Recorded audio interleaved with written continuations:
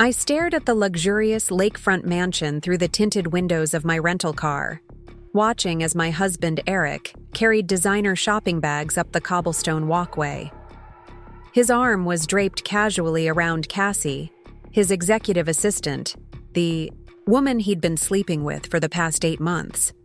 They looked carefree, laughing as they entered the sprawling vacation home that belonged to Eric's parents, Harold and Diane. A property I had recently acquired through a series of calculated financial maneuvers that not a single member of the Mitchell family was aware of yet. Before we jump back in, tell us where you're tuning in from, and if this story touches you, make sure you're subscribed, because tomorrow I've saved something extra special for you. From my strategic vantage point at the overlook across the lake, I sipped my macchiato slowly, savoring both the rich coffee and the moment. 4 weeks ago, I had walked out of our marriage without warning. No note, no text, no dramatic confrontation.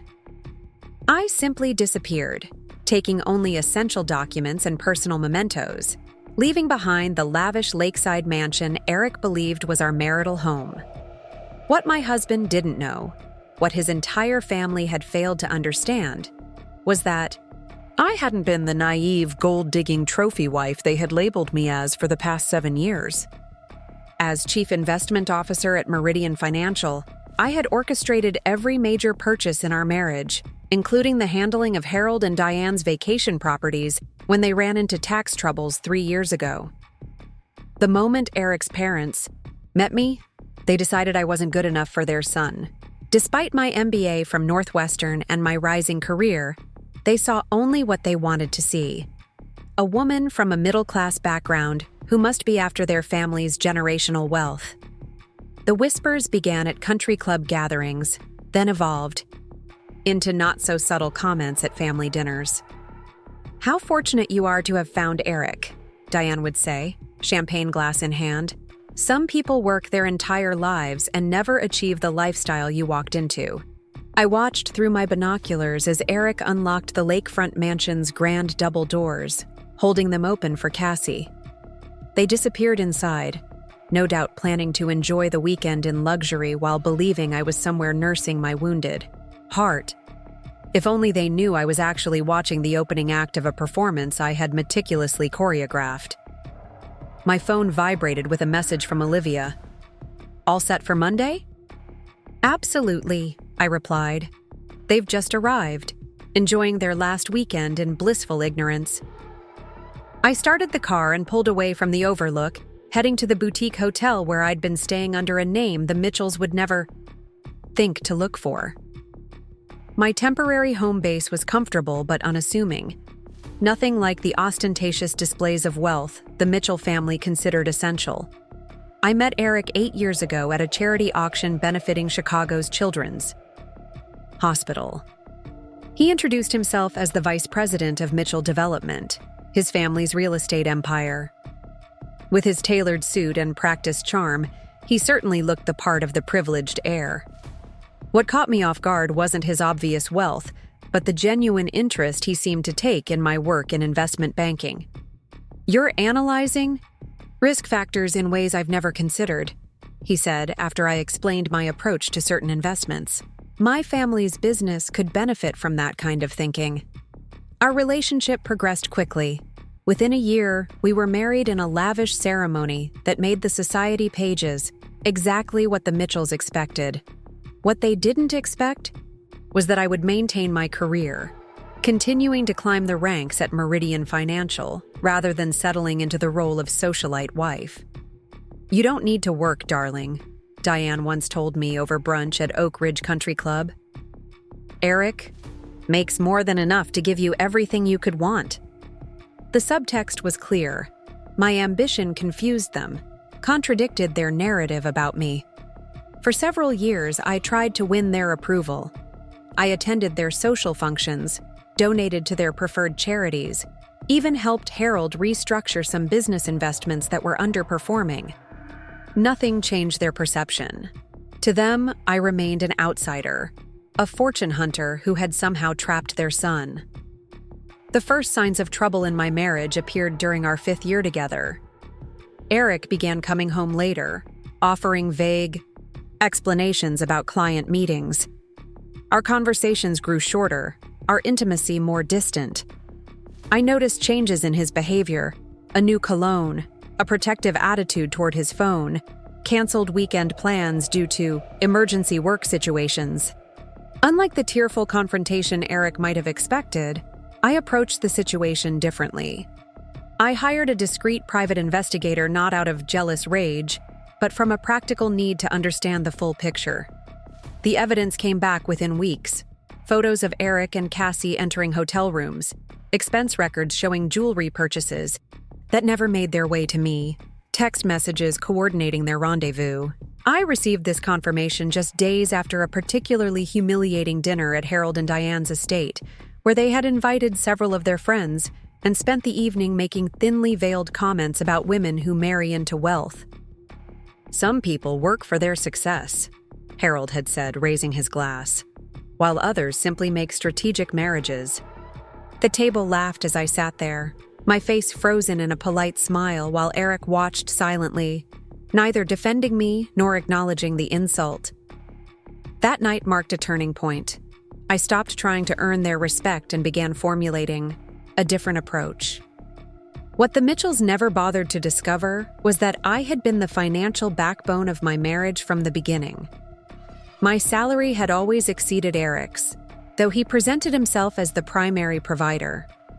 More importantly, I had structured our major assets with careful precision, including our Lakeside mansion, which was purchased through a limited liability company I solely controlled.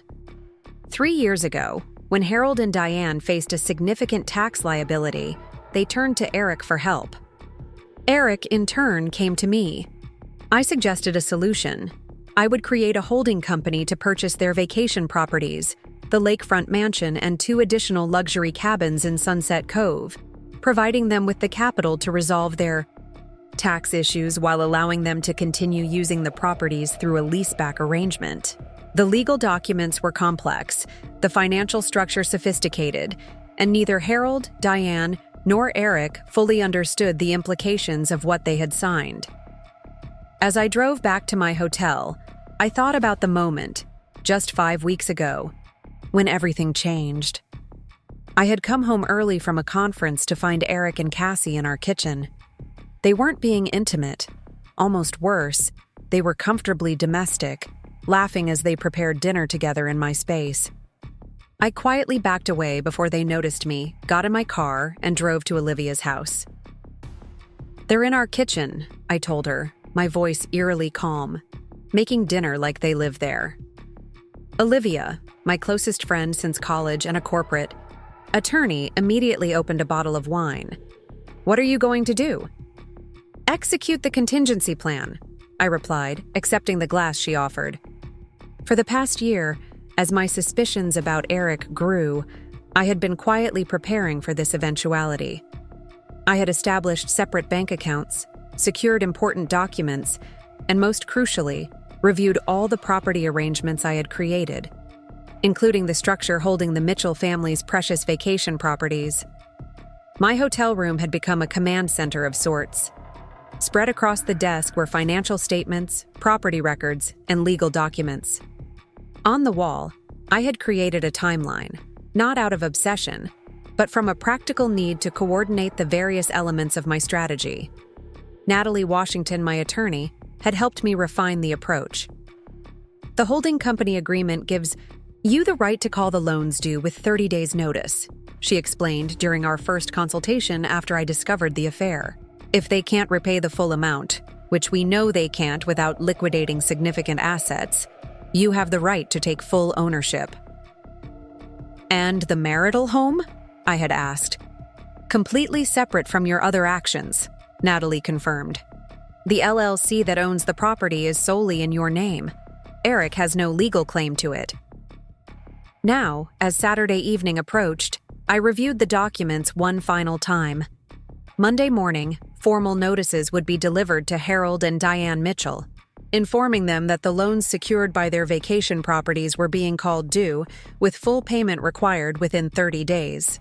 Simultaneously, Eric would receive notice that he had been living in a house that legally belonged to me alone, and his continued residence there without my consent constituted trespassing. My phone rang. It was Natalie. "Everything's prepared?" "For Monday," she confirmed. "Are you certain you want to proceed this way? Once these notices are delivered, there's no turning back. The Mitchells will use every resource at their disposal to fight this." "Let them try," I replied. "Every document is in order, every transaction legitimate. Their only defense would be to claim they didn't understand what they were signing, which would require them to admit their own negligence." I ended the call and walked to the window of my hotel room, which offered a distant view of the lake. Somewhere across that water. Preparing and narrating this story took us a lot of time, so if you are enjoying it, subscribe to our channel. It means a lot to us. Now back to the story. Eric and Cassie were settling in for a romantic weekend, unaware that their comfortable world was about to be upended. On Sunday evening, my phone lit up with a text from my investigator. "Subjects departing lakefront property. Estimated return. To Lakeside residence within 90 minutes. Perfect timing. Eric and Cassie would arrive home just as the security team finished changing the locks and installing the new system at my house. I had timed everything precisely, knowing they would have just enough time to discover they were locked out before the courier delivered the formal legal notices. I ordered room service and watched a film I'd been wanting to see, allowing myself this small pleasure amid the strategic execution of my plan. Tomorrow would bring chaos for the Mitchells, but for me, it would bring the beginning of justice. Monday dawned clear and crisp. I dressed carefully in a tailored navy suit that projected authority and confidence. Today I would go to my office at Meridian Financial as usual, maintain my normal schedule of meetings and calls, while the plan I had set in motion months ago finally activated.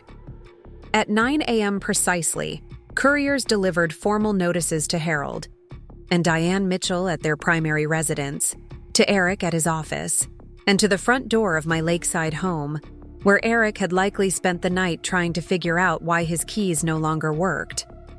The security footage from my home would later confirm he had tried repeatedly to enter before finally calling a locksmith, who refused service once they ran the address through their system and saw the legal hold I had placed. By 10:30 a.m., my phone was flooded with missed calls and furious text messages. From Eric. "What the hell is going on? Why are the locks changed? Call me now." From numbers I recognized as Harold and Diane's. "This is outrageous. You cannot do this. Our lawyers will be in contact immediately." I forwarded each message to Natalie without responding directly. Let them rage into the void. Their words had no power over me anymore. At noon, Olivia texted, "It's hitting the fan. Eric's assistant just canceled all his afternoon meetings due to a family emergency. I want to grab lunch and celebrate." "Can't today," I replied. Maintaining normal patterns is crucial at this stage. Rain check for Thursday? By 3 p.m., the first legal response arrived, a hastily filed emergency motion seeking to invalidate the loan call and property notices. Natalie forwarded it to me with a single comment, "Predictably desperate. Hearing scheduled for Wednesday morning." I smiled as I reviewed the document. They had made exactly the argument we anticipated, that they hadn't understood the nature of the agreements they signed.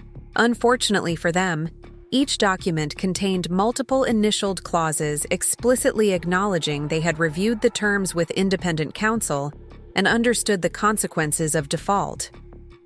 When I left my office that evening, a town car was waiting instead of my usual driver. "Security precaution," Natalie had texted. "Your regular car service might be compromised if Eric is getting desperate." A wise decision, as it turned out. My security team later reported that Eric had indeed shown up at my office building, only to be informed by reception that I had already departed through a different exit. Back at my hotel, I received an update from the private investigator monitoring the Mitchell family's movements. Subjects convened at Senior Mitchell's residence at 4:30 p.m., meeting ongoing. Multiple vehicles present, including 2 registered to law firms. They were gathering their forces, assembling their high-priced legal team to counter my actions. Let them waste their resources. My position was unassailable. I had spent months ensuring every detail was legally pristine. Tuesday brought the first attempt at negotiation. Natalie called mid-morning. Eric's attorney reached out. They're offering to resolve this unfortunate misunderstanding if you'll agree to meet with Eric privately. Decline, I said immediately. All communication through counsel only. If they have a substantive proposal regarding the properties or the marital home, they can present it formally. The real agenda emerged by afternoon. Harold Mitchell had apparently called in favors with several board members at Meridian Financial, suggesting that my personal actions might reflect poorly on the firm. My direct supervisor called me into her office, expression concerned. "Rebecca, I've received some unusual calls today," she began carefully, "about my divorce proceedings and the related financial matters with my in-laws." I finished for her, removing a folder from my briefcase. "I anticipated this might happen.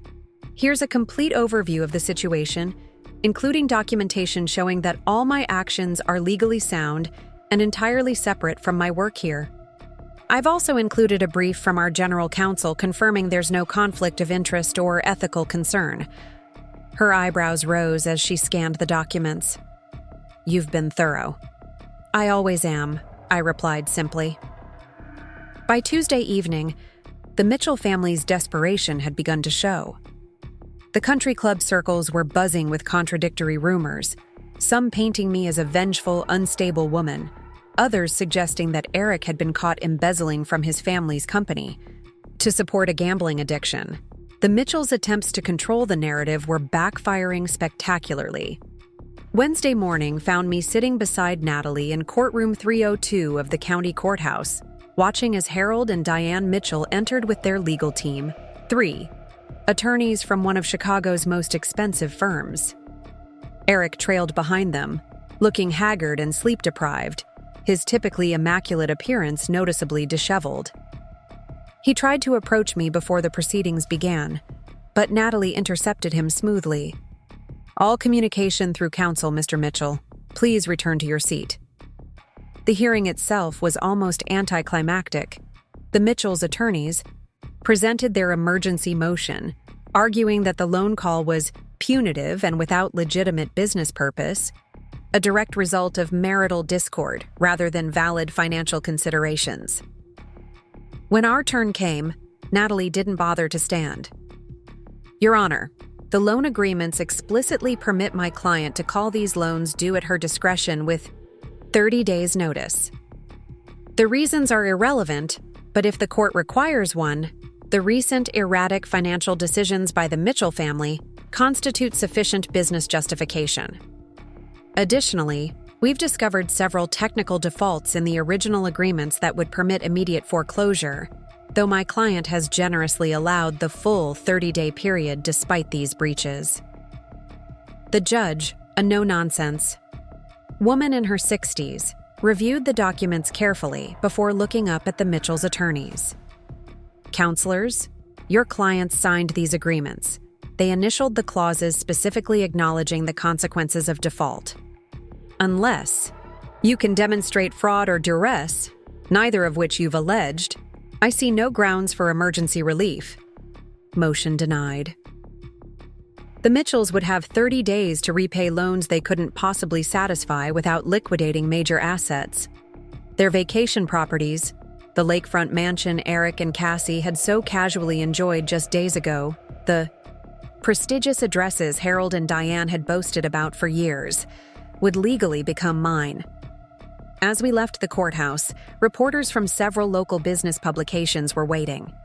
Harold had always cultivated media attention for the Mitchell family's success, and now that same media was eager to document their downfall. "Ms. Mitchell," one called out, Can you comment on rumors that this property dispute is related to your husband's alleged affair?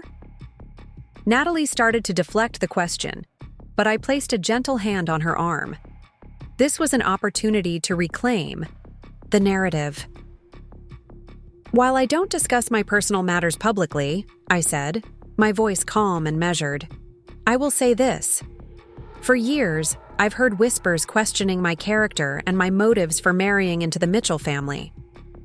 The legal proceedings today demonstrate that I've always been a prudent financial professional who creates sound agreements.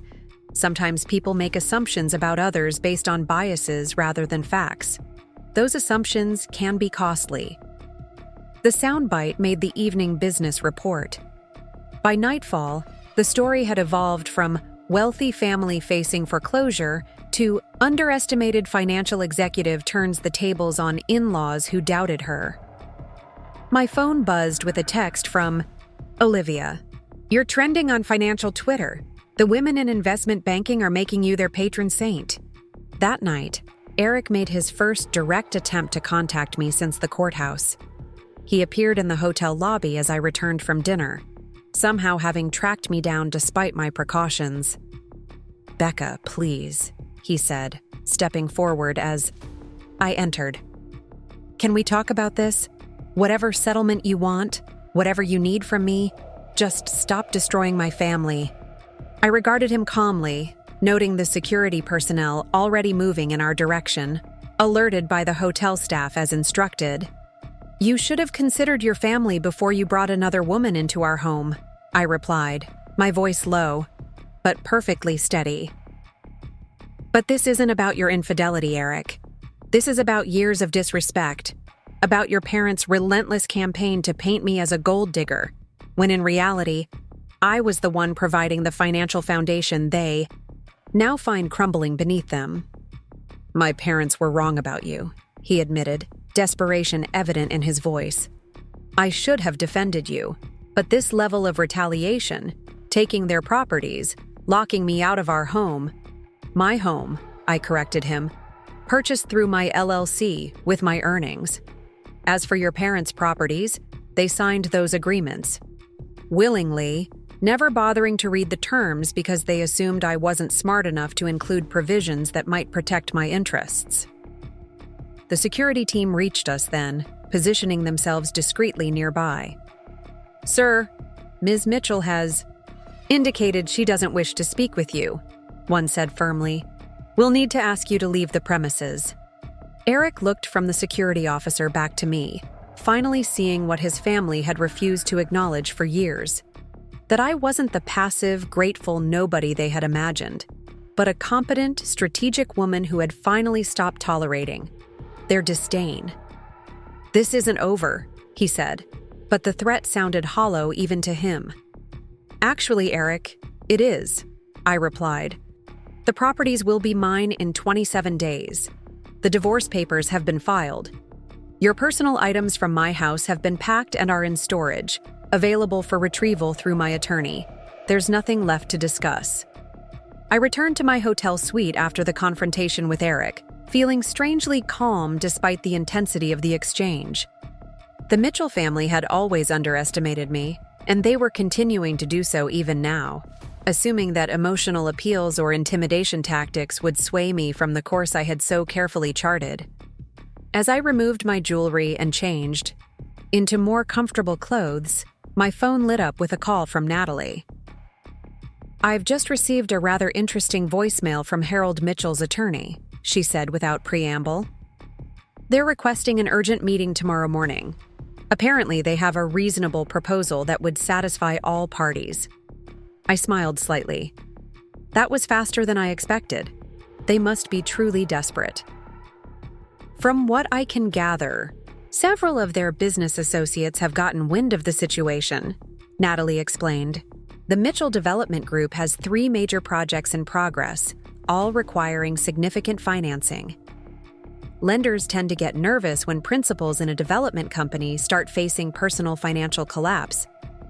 How unfortunate for them, I replied, my voice neutral. What time is this meeting? 9 a.m. at our offices, I took the liberty of accepting, assuming you'd want to hear what they're offering. Excellent, I'll be there. I ended the call and poured myself a glass of sparkling water, moving to the window overlooking the Chicago skyline. For years, Harold Mitchell had proudly recounted the story of how he built his real estate empire from nothing, emphasizing the risks he had taken, the strategic vision others had lacked. I see opportunities where others see only obstacles, he would say at family gatherings, the statement delivered with practiced humility that barely concealed his pride. What Harold had never acknowledged was how much his success relied on others, on lenient bank managers who overlooked certain discrepancies because they belonged to the same clubs, on business partners who remained loyal despite being regularly shortchanged, on a son who sacrificed his own ambitions to maintain the family legacy, and, most recently, on a daughter-in-law whose financial acumen had rescued them from disaster when their tax problems threatened to expose the fragility of their empire. I had structured the vacation property deal not out of familial devotion, but as a strategic move. After years of enduring their condescension, I wanted documentation, irrefutable evidence that the gold digger they so readily dismissed had become essential to preserving their precious legacy. The holding company I created gave me control while providing them the capital they urgently needed, a solution that should have earned their respect. Instead, they had simply taken the money and continued their campaign of subtle denigration. The morning of the meeting arrived with a flurry of media updates. The Chicago Business Journal had published an article examining the Mitchell Development Group's recent project delays and financing challenges, subtly connecting these issues to the ongoing legal dispute involving the family's personal properties. The piece wasn't openly critical, but it raised questions about the company's stability, exactly the kind of attention Harold Mitchell had always worked to avoid. I dressed with particular care that morning, selecting a crimson Armani suit that projected both authority and confidence. The color choice was deliberate. Psychological research showed that wearing red in negotiations created an impression of power and competence. As I applied my makeup, my phone buzzed with a text from Olivia. MDG stock down 8% in pre-market trading. Investors getting nervous. Good luck at the meeting. When I arrived at Natalie's office building, her assistant escorted me to a private conference room where Natalie was reviewing documents. "They're already here," she murmured as I took my seat beside her. "All three of them, plus their legal team. They've been cooling their heels in the reception area for 20 minutes. A power move on Natalie's part, making them wait." I appreciated her attention to these psychological details. "What's your assessment of their likely offer?" I asked, arranging my portfolio on the table. "Based on preliminary discussions, they'll offer to buy back the loan notes on the vacation properties at face value plus a premium. They'll frame it as generously allowing you to profit from the transaction while avoiding unnecessary family conflict." She made air quotes around the last phrase. "The premium will be substantial enough to seem impressive, but far less than what the properties are actually worth." I nodded. "And their leverage?" "They'll hint at making the divorce messy, dragging your professional reputation through prolonged litigation, possibly implying they have damaging information about you they'd hate to be forced to use. Empty threats," I said calmly. "My professional record is impeccable, and they know it. As for the divorce, Eric's infidelity is well documented thanks to our investigator. If anything, prolonged proceedings would only further damage the Mitchell law. Family image." Natalie smiled. "Exactly. They have no real leverage, which is why they're here trying to negotiate rather than continuing to fight through the courts. Their motion was denied, their emergency maneuvers failed, and now they're facing the reality that you actually hold all the cards." At precisely 9:30, a calculated 30 minutes after the scheduled meeting time, Natalie nodded to her assistant, who opened the conference room door to admit the Mitchell contingent. Harold entered first, his imposing figure slightly diminished by the strain evident in his face. Diane followed, her usual perfect composure showing cracks in the form of too bright lipstick that had bled slightly at the corners. Eric came last, looking even more haggard than he had at the courthouse, the shadows under his eyes suggesting he hadn't slept well in days. Behind them came two attorneys from Preston and Wolcott, the firm Harold had used for decades. "Thank you for meeting with us," Harold began as they took their seats, attempting to assert control over the conversation from the outset. "We believe we can resolve this unfortunate situation amicably, without further damage to either side." I said nothing, simply watching him with polite interest, allowing the silence to stretch uncomfortably. This was another negotiation tactic Natalie and I had discussed. Let them fill the silence, reveal their position without prompting. Harold shifted slightly in his seat before continuing. "Rebecca, despite our differences, you've been part of this family for 7 years. What's happening now is causing significant distress to everyone involved, including you, I'm sure." Another pause, another expectant look, another moment of silence from my side of the table. "We're prepared to offer you a very generous settlement," he finally continued, nodding to one of his attorneys, who slid a document across the table. "We'll repurchase the loan notes on all 3 vacation properties at full face value plus 20%. You'll make a substantial profit on your investment, and we can all put this unpleasantness behind us." Natalie picked up the document and scanned it briefly before passing it to me. I reviewed it carefully, noting the specific terms: a cash payment of $5, $4 million, representing the original $4, $5 million loan plus the promised 20% premium. "Additionally," Diane interjected, her voice carrying that familiar patronizing tone, "we're willing to assist you in finding suitable new accommodations. We understand that the transition to single life after marriage can be challenging." I looked up from the document, meeting her gaze directly. "That's thoughtful, Diane, but unnecessary. I already own several investment properties that would make perfectly suitable residences." Her smile faltered slightly. This was clearly news to her. "As for your offer," I continued, closing the folder and sliding it back across the table, "I appreciate the gesture, but I must decline." Harold's face flushed slightly. "Rebecca, you need to be reasonable here.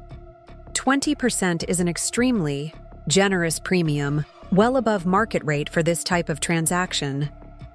"The market rate is irrelevant," I replied calmly.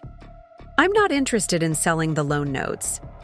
In 24 days, when the payment deadline passes, I'll take full ownership of all 3 properties, which are collectively valued at approximately $12 million according to the most recent appraisals. Accepting $5, $4 million would represent a significant loss on my investment." "Those properties have been in our family for generations," Diane said, her voice rising slightly. "They're not just assets on a balance sheet." "I'm well aware of their sentimental value," I acknowledged. "Which makes it all the more puzzling that you were willing to use them as collateral without fully understanding the terms of the agreement you signed." Eric, who had remained silent until now, suddenly leaned forward. "Becca, please. This doesn't have to be so adversarial. We can work this out." I turned to him, maintaining my composed expression. "Eric, you chose to be adversarial when you brought another woman into our home. Your parents chose to be adversarial when they spent years undermining me at every opportunity, questioning my motives and doubting my capabilities. What's happening now isn't adversarial. It's simply consequences." The elder Mitchell attorney, a silver-haired man named Jeffrey Preston, cleared his throat. "Ms. Mitchell, perhaps we should discuss this from another angle. The Mitchell family has significant influence in Chicago's financial community. A prolonged legal battle could have implications for your professional standing, regardless of the eventual outcome." Natalie immediately straightened in her chair. "Mr. Preston, are you threatening my client?" "Not at all," he backpedaled smoothly. simply noting potential collateral effects of continued litigation. "Let me be perfectly clear," I said, my voice remaining level despite the implicit threat. "Any attempt to interfere with my professional reputation or career would constitute tortious interference with business relationships. I've already briefed my employers at Meridian Financial on the situation, including the possibility of such tactics. They're fully supportive and have documentation of our discussion, should evidence of such interference be needed for future legal proceedings." The conference room fell silent as the implications of my statement registered. I hadn't just anticipated their move, I had preemptively neutralized it. Harold's expression darkened. "What exactly do you want, Rebecca? If the money isn't enough, what would satisfy you?" I considered him for a moment before responding. "Harold, what I want isn't something you can offer in a negotiation. For 7 years, you and Diane treated me as an interloper, a fortune hunter who somehow trapped your son. You dismissed my career, my intelligence, and my contributions to your family's financial stability. When Eric betrayed our marriage, you welcomed his mistress into your vacation home without a moment's hesitation. I closed my portfolio and straightened the already perfect sleeve of my suit. What I want is recognition of the truth, that I was never the gold digger you labeled me as, that I built my own success independent of the Mitchell name, and that in the end, I was the one holding the financial security you took for granted. Since you're incapable of acknowledging that truth, I'll settle for the concrete manifestation of it, ownership of the properties you carelessly signed away." Harold stood abruptly, his face flushed with anger. "This is about revenge, then. Pure and simple." "No, Harold," I corrected him. "This is about accountability. There's a difference." The meeting ended shortly thereafter, with the Mitchell family departing in stony silence. As the door closed behind them, Natalie turned to me with raised eyebrows. "That went exactly as expected," she observed. "Down to the thinly veiled threats," I agreed. "Did you notice Diane's expression when I mentioned my investment properties?" Natalie smiled. "Complete shock. They really had no idea you've been building your own real estate portfolio all these years." "The Mitchell family has always seen what they expected to see," I replied, gathering my things. It never occurred to them that the woman they dismissed as a social climber might actually be climbing past them. By the time I returned to my office at Meridian Financial, the impact of the failed negotiation was already rippling through Mitchell Development Group.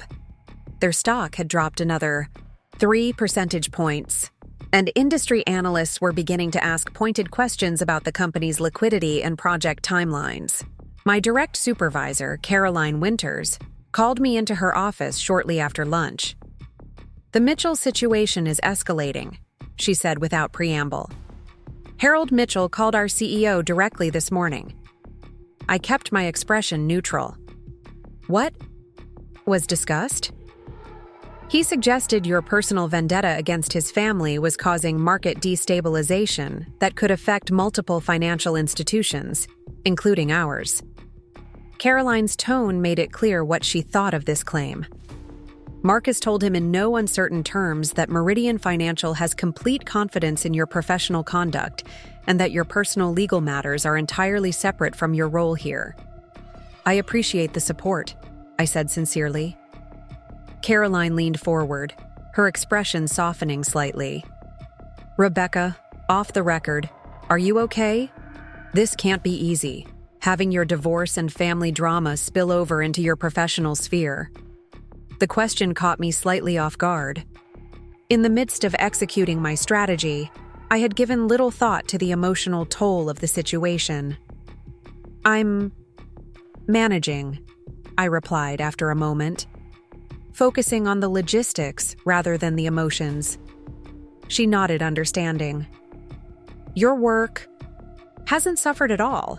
If anything, you've been even more precise and focused lately. Just remember my door is open if you need to talk."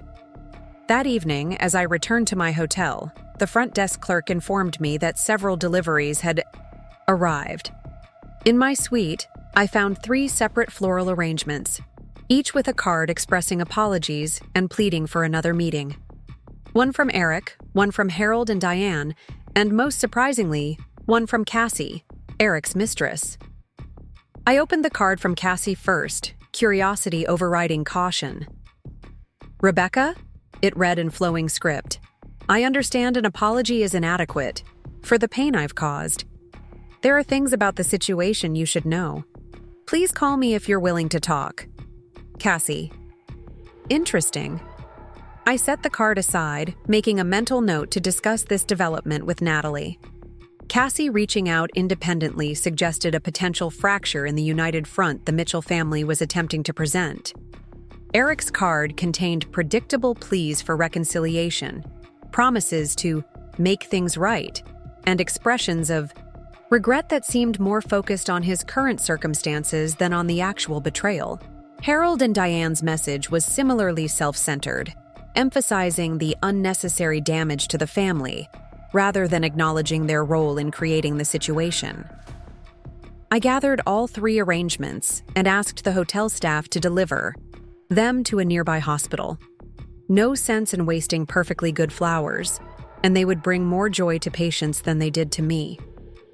My phone rang as I was preparing for bed. An unknown number with a Chicago area code. Against my better judgment, I answered. "Rebecca?" A woman's voice, hesitant and unfamiliar. "It's Cassie Wells. I wasn't sure you'd pick up." I remained silent, waiting. "I sent flowers earlier," she continued, the words coming quickly now. "I know they don't change anything, but I wanted to reach out directly. There are things you should know about Eric, about his family's finances." "Why would you share information with me?" I asked, keeping my tone neutral. "Your loyalty is, presumably, to Eric." A bitter laugh came through the line. "My loyalty was to a man who promised his marriage was effectively over, that he was just waiting for the right time to leave. After everything that's happened, I've realized I was just another person he was using." This aligned with my assessment of Eric's character, but I remained cautious. "What sort of information are you suggesting you have?" "Financial irregularities at Mitchell Development," she said, lowering her voice. "Documents I've seen in my role as Eric's assistant. Harold has been shifting assets between companies, moving debt around to conceal liquidity problems. The tax issue 3 years ago wasn't an isolated incident. It was just the first crack in the facade. Now this was potentially valuable information, though I needed to verify its authenticity before acting on it." "Why are you telling me this?" A pause. "Because you're the only one who stood up to them, and because I realized I'm as disposable to the Mitchells as you were. The moment things got difficult, Eric started pulling away from me too." I considered my response carefully. "Cassie, I appreciate the information, but I need to be clear. This doesn't change anything between us. You made your choices, just as Eric made his." "I understand," she said quietly. "I don't expect forgiveness. But if you're interested in what I know, I'm willing to share it. There's a lot more than what I've told you." "Send any documentation you have to this email address," I said, providing one of my secure accounts. "I'll review it and determine if further conversation is warranted." After ending the call, I immediately contacted Natalie to brief her on this unexpected development. It could be valuable intelligence, I concluded, or it could be a trap, the Mitchells trying to entice me into something that could be construed as corporate espionage. "Proceed with caution," Natalie advised. "If she provides documentation, we'll have our forensic accountants verify its authenticity before taking any action. But if legitimate, this could explain the Mitchell family's particular desperation to resolve the vacation property situation quickly." The following morning, I arrived at my office to find 2 emails waiting in my secure account.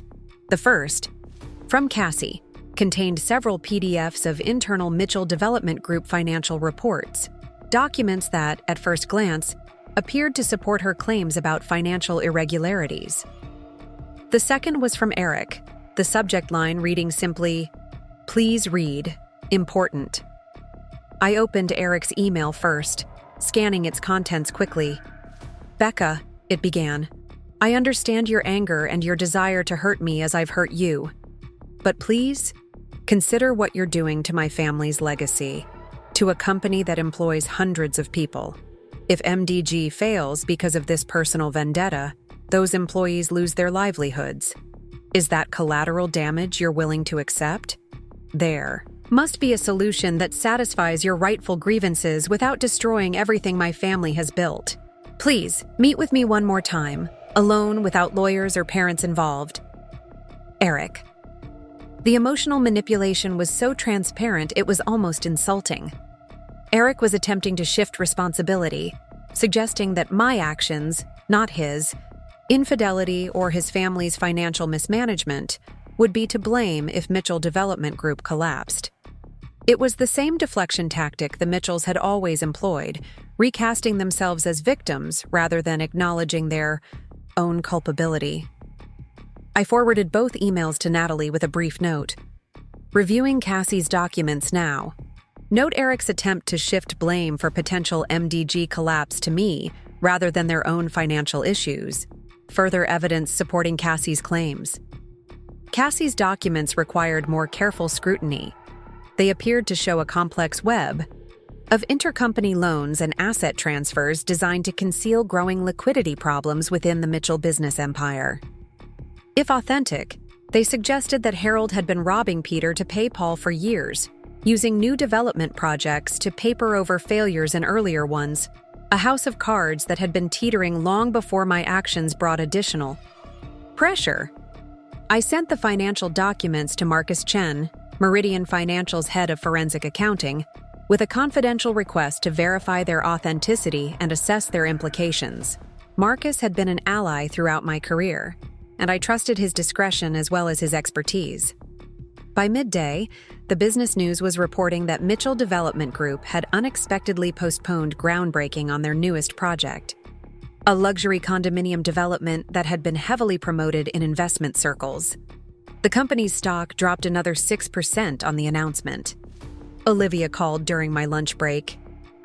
"Have you seen the news about MDG? The industry gossip is getting intense. Some are saying they can't secure the construction financing they need because lenders are getting nervous." "I've seen it," I confirmed. Things seem to be unraveling faster than anticipated. "Karma works quickly when it has good material to work with," Olivia observed. "By the way, you should know that Diane Mitchell was at Oak Ridge Country Club yesterday, telling anyone who would listen that you're mentally unstable and vindictive. Apparently, your gold digging has evolved into a psychotic break in her revised narrative." I sighed, though I wasn't surprised. Predictable. When facts fail them, character assassination is the fallback position. "No one's buying it," Olivia assured me. "After years of watching her condescend to you at every opportunity, the club membership is finding her sudden concern for your mental health rather transparent." That afternoon, Marcus sent his preliminary assessment of Cassie's documents. "Appears authentic based on formatting, metadata, and content consistency with publicly available information," he wrote. "If genuine, indicates significant financial engineering to conceal growing insolvency at core MDG entities. Particularly concerning are repeated instances of what appears to be double pledging of assets as collateral for different loans. Would need additional documentation to confirm, but suggests potential fraud rather than mere irregularities." I forwarded his assessment to Natalie with a simple question: "How does this change our approach?" Her response came within minutes. "Significantly. If MDG is engaging in fraudulent financial practices, the vacation properties may represent some of the few unencumbered assets the Mitchell family still genuinely controls. Explains their desperation. Also raises potential concerns about your position. If financial regulators get involved, all Mitchell assets could be frozen during investigation, potentially including properties in foreclosure process. This was a complication I hadn't anticipated. If Mitchell Development Group was truly on the verge of collapse due to fraudulent practices, regulators might step in and freeze all transactions involving Mitchell family assets, potentially delaying my foreclosure on the vacation properties. I needed more information and a revised strategy. After consulting with Natalie, we agreed that a careful approach to Cassie was warranted. We needed additional documentation to confirm the extent of the financial irregularities while ensuring we weren't being drawn into a trap. I called Cassie that evening from a secure line Natalie had arranged. "I've reviewed what you sent," I said when she answered. "Our financial experts believe the documents appear authentic, but we need more comprehensive information to fully understand the situation." "I figured you might," she replied, sounding relieved that I was taking her seriously. "I've been gathering additional files, but I need to be careful. Eric and Harold are increasingly paranoid, watching for any sign of disloyalty. Why are you still working with them if you're aware of potentially fraudulent practices?" I asked, genuinely curious about her motivation. A pause. "Partly self-preservation. I need to maintain the appearance of loyalty while I figure out my next steps. And partly evidence collection. The more I learn about what they've been doing, the more concerned I've become about my own potential liability as Eric's assistant. I've been documenting everything to protect myself." This made sense. If Mitchell Development Group was engaged in financial fraud, Cassie might reasonably fear being set up as a scapegoat, particularly as an easily dispensable employee with direct access to incriminating documents. "What do you need from me?" she asked. "Specific documentation of asset transfers and loan collateralization over the past 3 years," I replied, following Marcus's guidance on what would be most revealing. "Particularly anything related to the Riverfront Plaza development and the new condominium project." "I can get that," she confirmed. "But I want assurance of protection if this all comes crashing down. I didn't knowingly participate in anything illegal, but I'm in a vulnerable position." "Forward the documentation to the secure email I provided," I instructed. "Once our experts verify its authenticity and significance, we can discuss appropriate protections. I suggest consulting independent legal counsel as well." After ending the call, I updated Natalie on this new development. If Cassie provides the additional documentation and it confirms fraudulent practices, what options do we have to protect my interest in the vacation properties? "Accelerated foreclosure might be possible," she replied after consideration. "If we can demonstrate to the court that the properties may be subject to regulatory seizure due to connected fraudulent activities, we could petition for immediate ownership transfer to protect your legitimate interest as a secured creditor. It's not standard procedure, but given the circumstances, a judge might be sympathetic. This approach carried risks. Moving too aggressively might alert regulators prematurely, potentially triggering the very freeze we were trying to avoid. But waiting the full 30 days as originally planned might leave us vulnerable if Mitchell Development's financial house of cards collapsed sooner. Draft the necessary documents for accelerated foreclosure, I decided. We'll hold them in reserve, ready to file if the situation deteriorates further. The next morning brought news that seemed to confirm our concerns. Trading in Mitchell Development Group stock had been temporarily suspended pending clarification of financial disclosures. The company issued a terse statement indicating they were working with financial partners to address liquidity challenges, but provided no substantive details. My phone rang shortly after I arrived at my office. Eric again, this time from a number I didn't recognize. I considered letting it go to voicemail, but decided direct information might be valuable given the rapidly evolving situation. "Rebecca speaking," I answered, keeping my tone professionally neutral. "Becca, please don't hang up," Eric said, his voice strained and urgent. "Things are imploding. The SEC is asking questions. Our primary lender is threatening to call loans due, and the board is meeting this afternoon to discuss removing my father as CEO. I need your help." The audacity was almost impressive. After years of dismissing my financial expertise, after betraying our marriage, after allowing his parents to denigrate me at every opportunity, Eric was now asking for my help in saving the family business. "What exactly do you think I can do, Eric?" I asked, keeping my voice even. "You're respected in financial circles," he said quickly.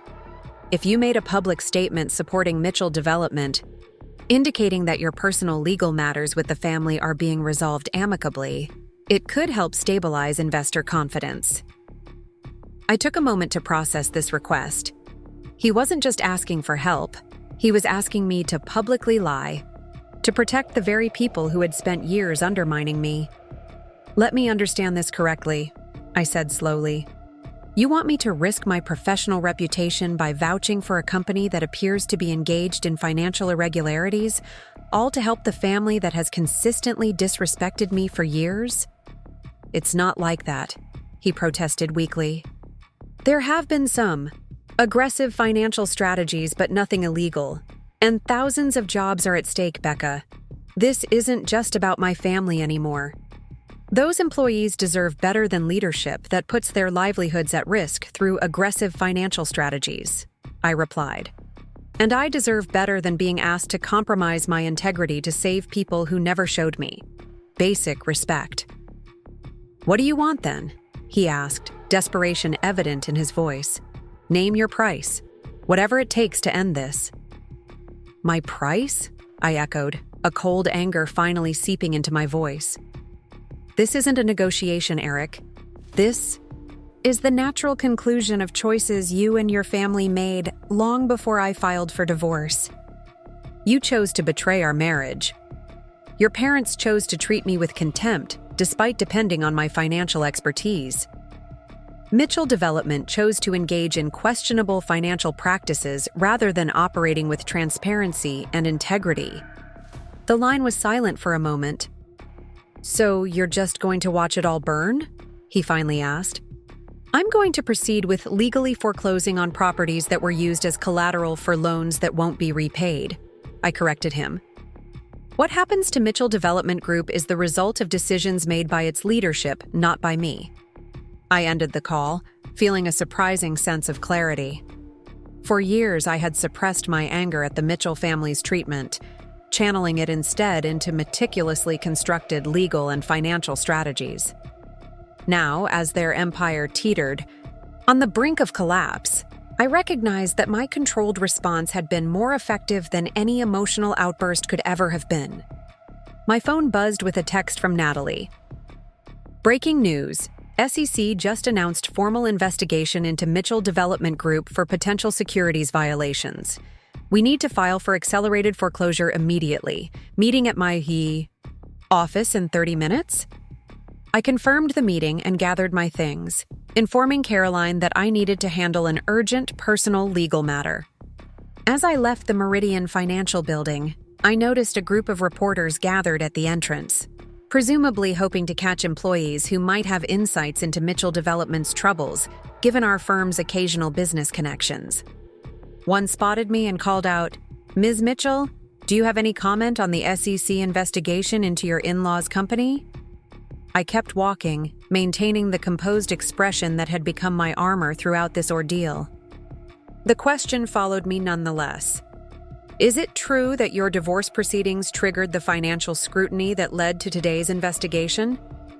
The narrative was already forming, attempting to cast me as the catalyst for Mitchell Development's downfall rather than recognizing the company's own financial mismanagement as the true cause. It was the same pattern the Mitchell family had always followed, deflecting responsibility, finding external factors to blame for problems of their own creation. As my car pulled away from the curb, I watched the reporters receding in the rearview mirror and felt a strange sense of déjà vu. Once again, I was being positioned as the villain in the Mitchell family story. The difference was that this time, I no longer cared what narrative they constructed. The truth would emerge regardless, and I had positioned myself to weather whatever storm came next. The accelerated foreclosure filing took priority as Natalie and I gathered with her legal team that afternoon. The conference room hummed with purposeful energy as paralegals prepared documents while senior associates researched precedents for our unusual request. The SEC investigation changes everything, Natalie explained, spreading papers across the table. We need to establish that your interest as a secured creditor predates any potential regulatory actions. Once the SEC freezes Mitchell assets, the process becomes exponentially more complicated. I reviewed the emergency petition she had drafted, impressed by both its thoroughness and strategic framing. Rather than positioning the request as simply advantageous to my interests, she had constructed a compelling argument that accelerated foreclosure would actually preserve asset value that might otherwise be compromised during a protracted regulatory battle. Judge Crawford is on rotation for emergency petitions this week, one of the associates noted. Given her ruling history and her familiarity with your case, we have reason for optimism. File it immediately, I instructed, and request the earliest possible hearing. As we worked, breaking news alerts continued to flood my phone. Mitchell Development Group had issued a statement acknowledging the SEC investigation while claiming full cooperation and denying any intentional wrongdoing. The company's stock, which had resumed trading after a temporary suspension, had plummeted, another 35% within hours. Harold Mitchell has stepped down as CEO, Olivia texted. Board-appointed CFO Lawrence Winters as interim leader. Rumor is Harold was forced out. The Mitchell empire was collapsing faster than even I had anticipated. What had begun as my personal response to betrayal had unexpectedly accelerated the exposure of financial improprieties that might otherwise have remained concealed for months or years longer. By late afternoon, the emergency petition had been filed and, remarkably, granted an expedited hearing for 9 a.m. the following morning. Judge Crawford's clerk called Natalie directly to confirm the scheduling, noting that the unusual circumstances and potential intersection with federal regulatory action warranted immediate court attention. This is moving at lightning speed, I observed as we prepared to leave Natalie's office. Financial fraud investigations tend to create their own momentum, she replied. Once the first domino falls, the rest follow quickly. Your timing was either extraordinarily lucky or remarkably prescient. A bit of both, I acknowledged. I didn't anticipate the SEC investigation, but I've suspected financial irregularities at Mitchell Development for years. It's why I structured my own finances so carefully. I never fully trusted the foundation Eric's family wealth was built upon. As evening approached, I received an unexpected call from Marcus Chen at Meridian Financial. Rebecca, I thought, you should know. We've just received a formal request from the SEC for all documentation related to any financial transactions between Meridian and Mitchell Development Group over the past 5 years. This was significant, but not surprising. As a major financial institution, Meridian would naturally be included in the investigative netcast by regulators examining Mitchell Development's business relationships. Has our compliance team identified any concerns? I asked. Nothing substantive, Marcus assured me. The limited transactions we've conducted with MDG appear properly documented and legitimate. But given your personal connection, I wanted to inform you directly before you heard it through other channels. I appreciated his courtesy. Thank you, Marcus. I've been transparent with Caroline about the separation between my personal legal matters and professional responsibilities, but please let me know if additional questions arise. After ending the call, I ordered room service at my hotel and settled in to prepare for the next day's hearing. Given the accelerating developments, I anticipated fierce opposition from the Mitchell legal team. They would undoubtedly argue that my petition was opportunistic, attempting to secure personal advantage amid corporate turmoil. Just after midnight, my secure email pinged with a new message from Cassie. The subject line read simply, "Urgent, additional documentation," and contained a large file attachment. I opened it cautiously, scanning the contents with growing interest. The documents appeared to be internal communications between Harold, Eric, and their primary lenders, dating back nearly 2 years. In them, Harold repeatedly provided financial projections and occupancy rates for existing properties that contradicted the company's internal analyses. One email from Eric to Harold was particularly damning.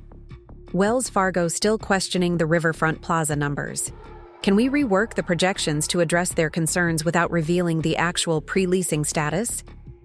If authentic, these documents suggested not just aggressive accounting, but deliberate misrepresentation to lenders, potential bank fraud that went well beyond securities violations.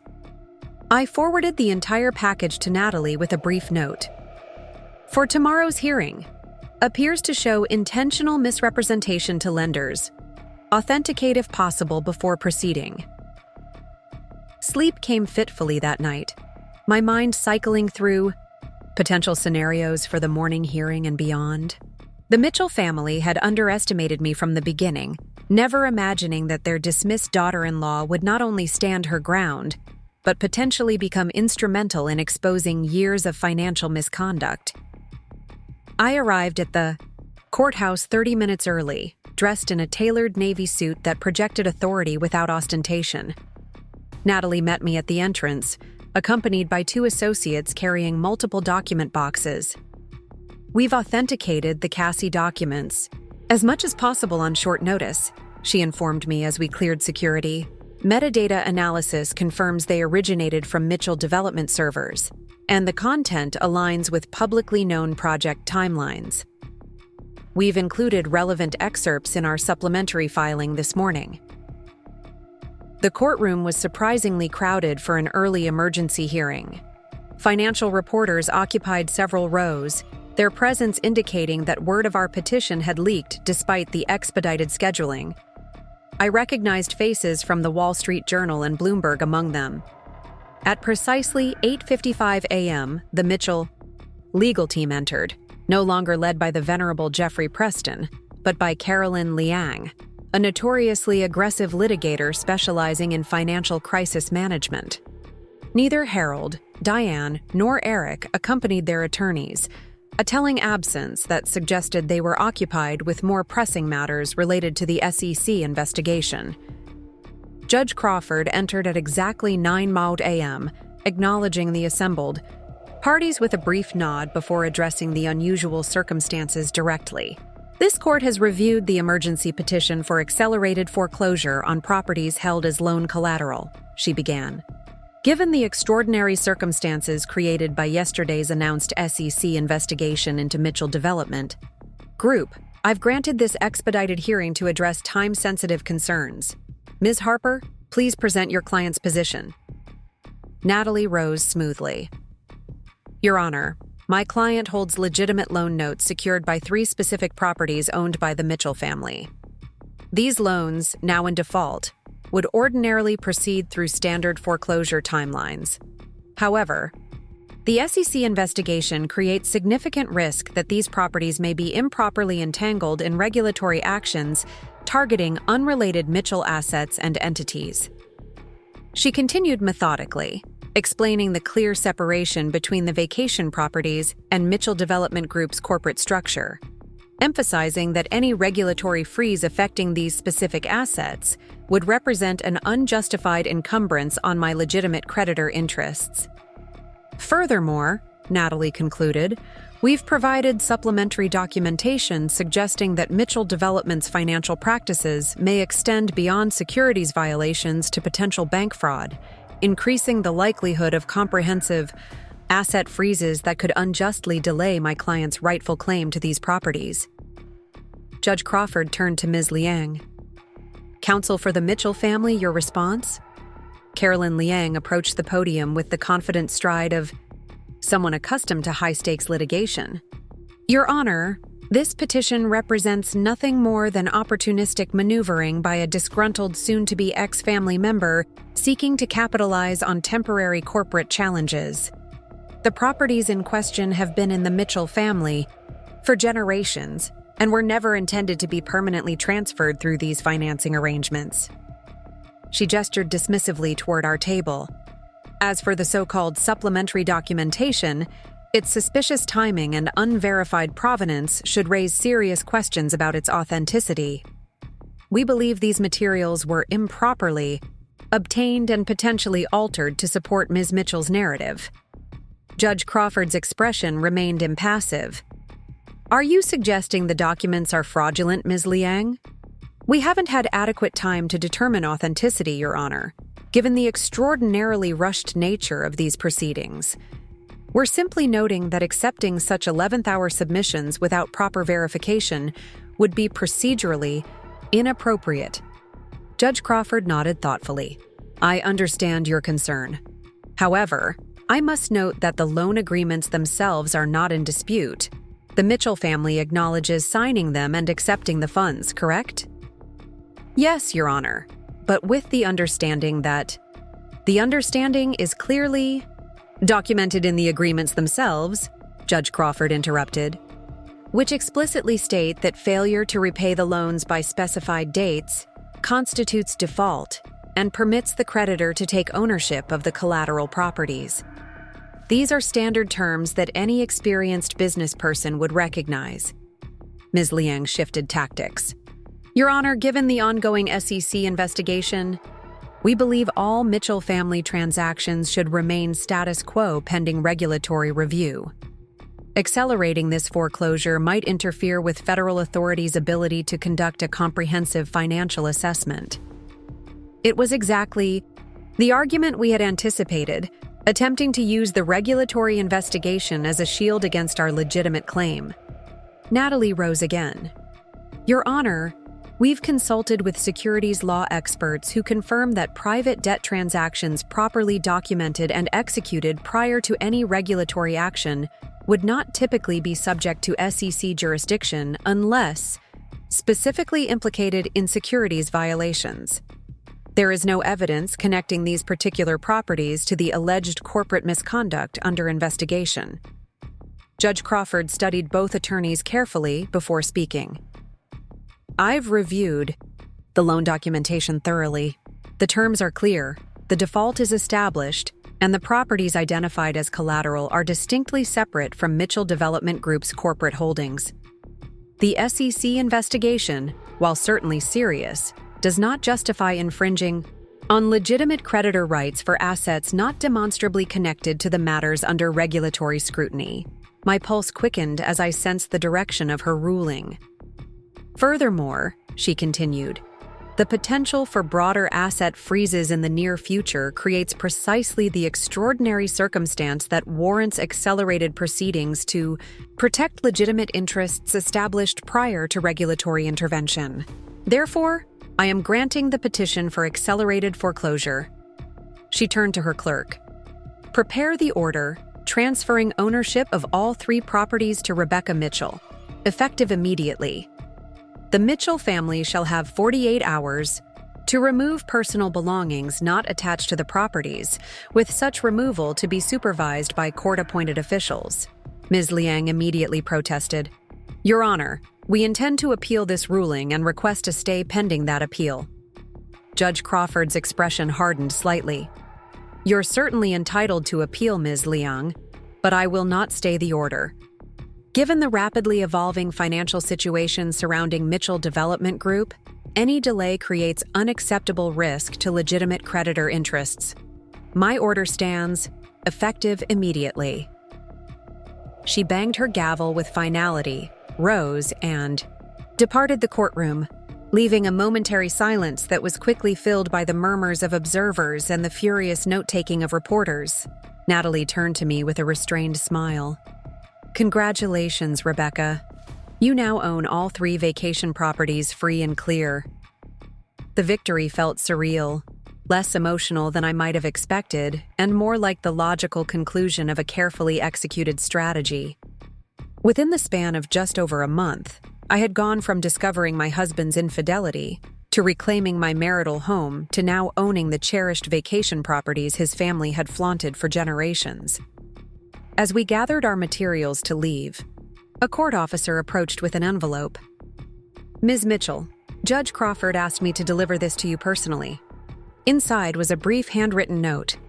The law protects those who protect themselves through diligence and documentation. Well done. Judge A. Crawford. The unexpected message of approval from a respected jurist provided a validation I hadn't realized I needed. Throughout this process, I had occasionally questioned whether my methodical response to the Mitchell family's betrayal was excessive or vindictive. Judge Crawford's note affirmed what I had maintained all along, that I was simply exercising legitimate rights that I had carefully established through proper legal and financial planning. Outside the courthouse, reporters clustered eagerly, shouting questions as we emerged. Natalie deftly guided me toward our waiting car, offering only a brief statement. The court has recognized my client's legitimate financial interest in these properties and has acted to protect those interests. In light of extraordinary circumstances, we have no further comment at this time. As we settled into the car, my phone began ringing. Diane Mitchell, the first direct contact from her since the confrontation in Natalie's office. Against my better judgment, I answered. "You've destroyed our family," she said without preamble, her voice trembling with emotion I couldn't immediately identify as anger or grief. "Those properties were Harold's father's legacy, meant to stay in the Mitchell name forever." "Then perhaps you should have read the loan agreements before signing them," I replied calmly. "Or treated with respect the daughter-in-law who arranged the financing that saved them from tax seizure 3 years ago.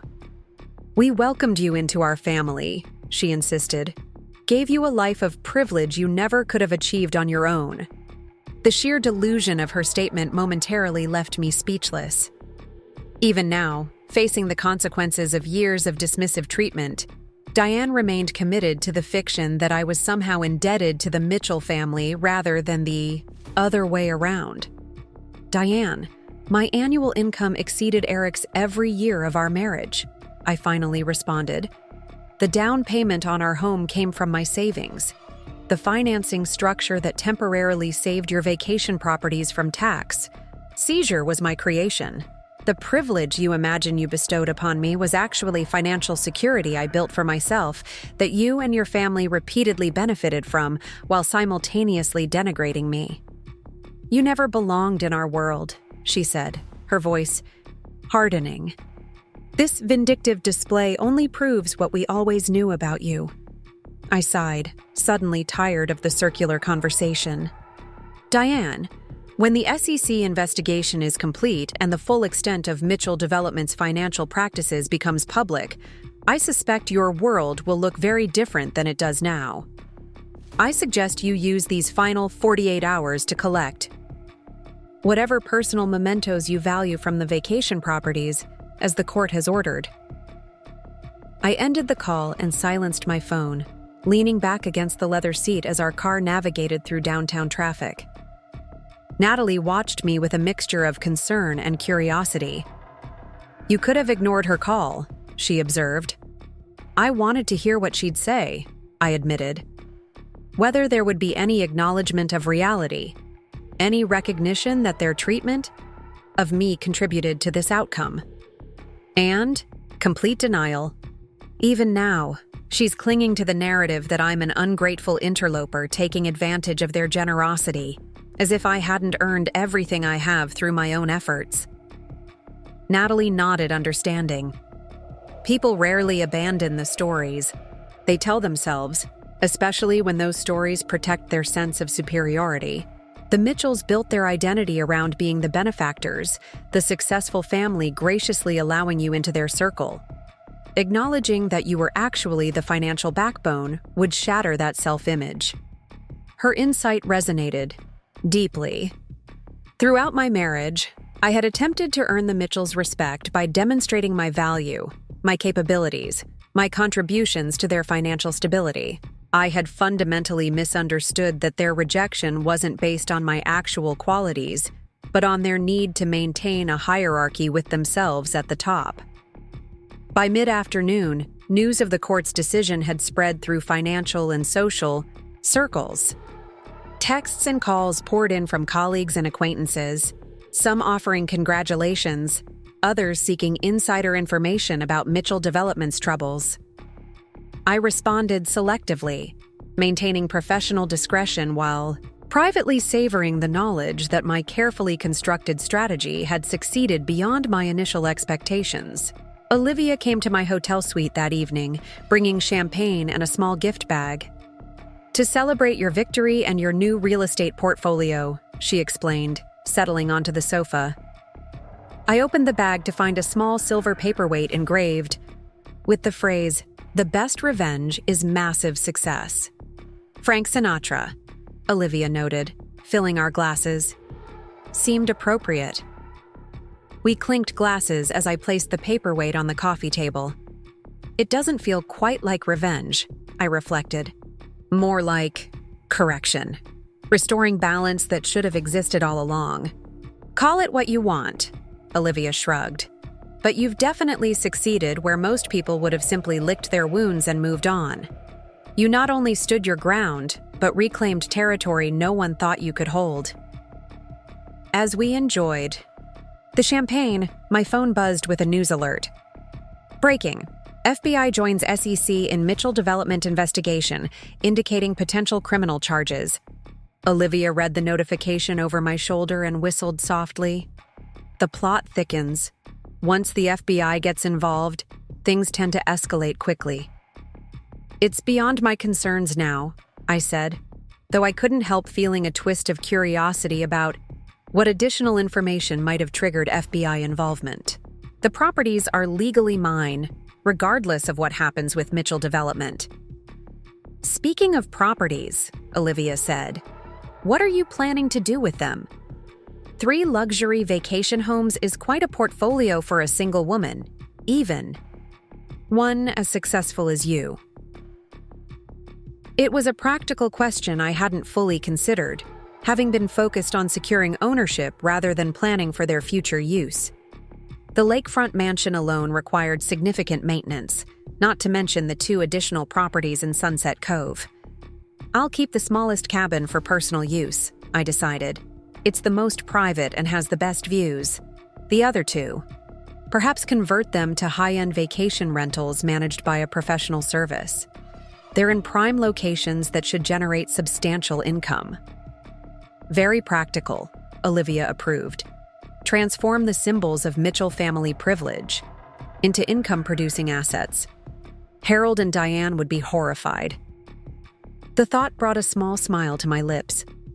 The properties that had been showcases for Mitchell family gatherings, the exclusive domains where they had entertained their carefully curated social circle, would now be available to anyone with the means to rent them, the ultimate democratization of what they had jealously guarded as private family sanctuaries.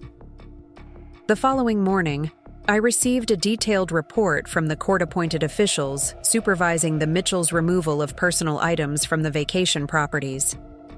Harold and Diane had arrived at the lakefront mansion with several assistants and spent hours methodically collecting family photographs, artwork, and heirlooms, all carefully documented in the official inventory as required by the court order. What struck me most about the report was the notation that Eric had not participated in this process. According to staff observations, Diane had repeatedly tried calling him, growing increasingly frustrated by his absence. This suggested a potential fracture within the Mitchell family itself, perhaps Eric distancing himself from his parents as their financial empire crumbled, or possibly being advised by separate counsel to maintain distance given the expanding federal investigation. At 10:30 a.m., Natalie called with news. "The court has confirmed completion of the property transfer. All 3 vacation homes are now officially recorded in your name. I've arranged for a security service to change the locks and install new systems this afternoon." "Thank you," I said, feeling a sense of completion. "What about the personal items removal?" "Proceeding as scheduled. Harold and Diane should complete their inventory by the 2 p.m. deadline. Court officials report they've been surprisingly compliant, if not exactly gracious." With the property matter effectively resolved, I turned my attention back to my professional responsibilities at Meridian Financial.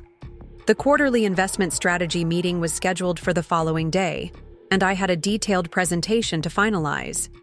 Immersing myself in work provided welcome structure amid the personal and legal tumult of recent weeks. Late that afternoon, as I was reviewing projection models in my hotel suite, an unexpected call came through, a Chicago area code I didn't recognize. Cautiously, I answered. Rebecca Mitchell speaking.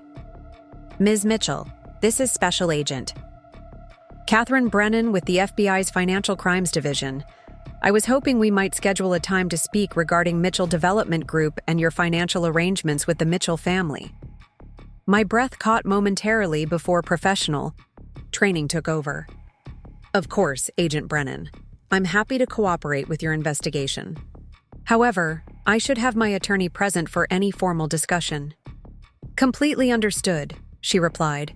This would be a voluntary conversation at this stage. You're not a subject of our investigation.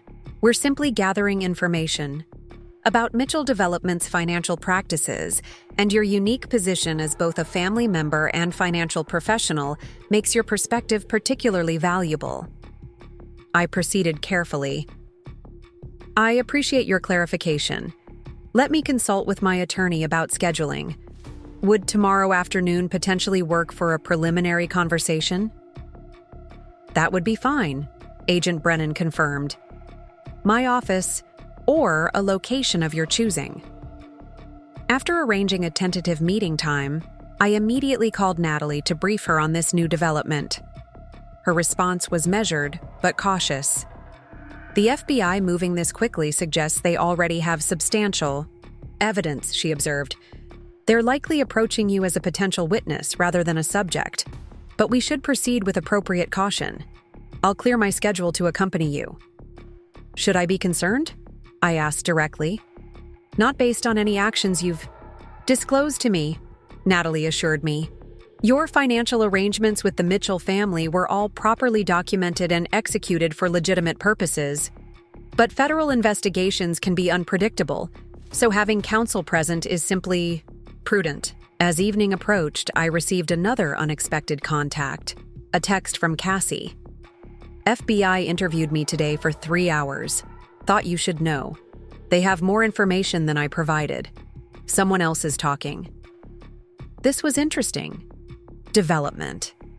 If other Mitchell Development insiders were cooperating with federal investigators, the situation could escalate even more rapidly than anticipated.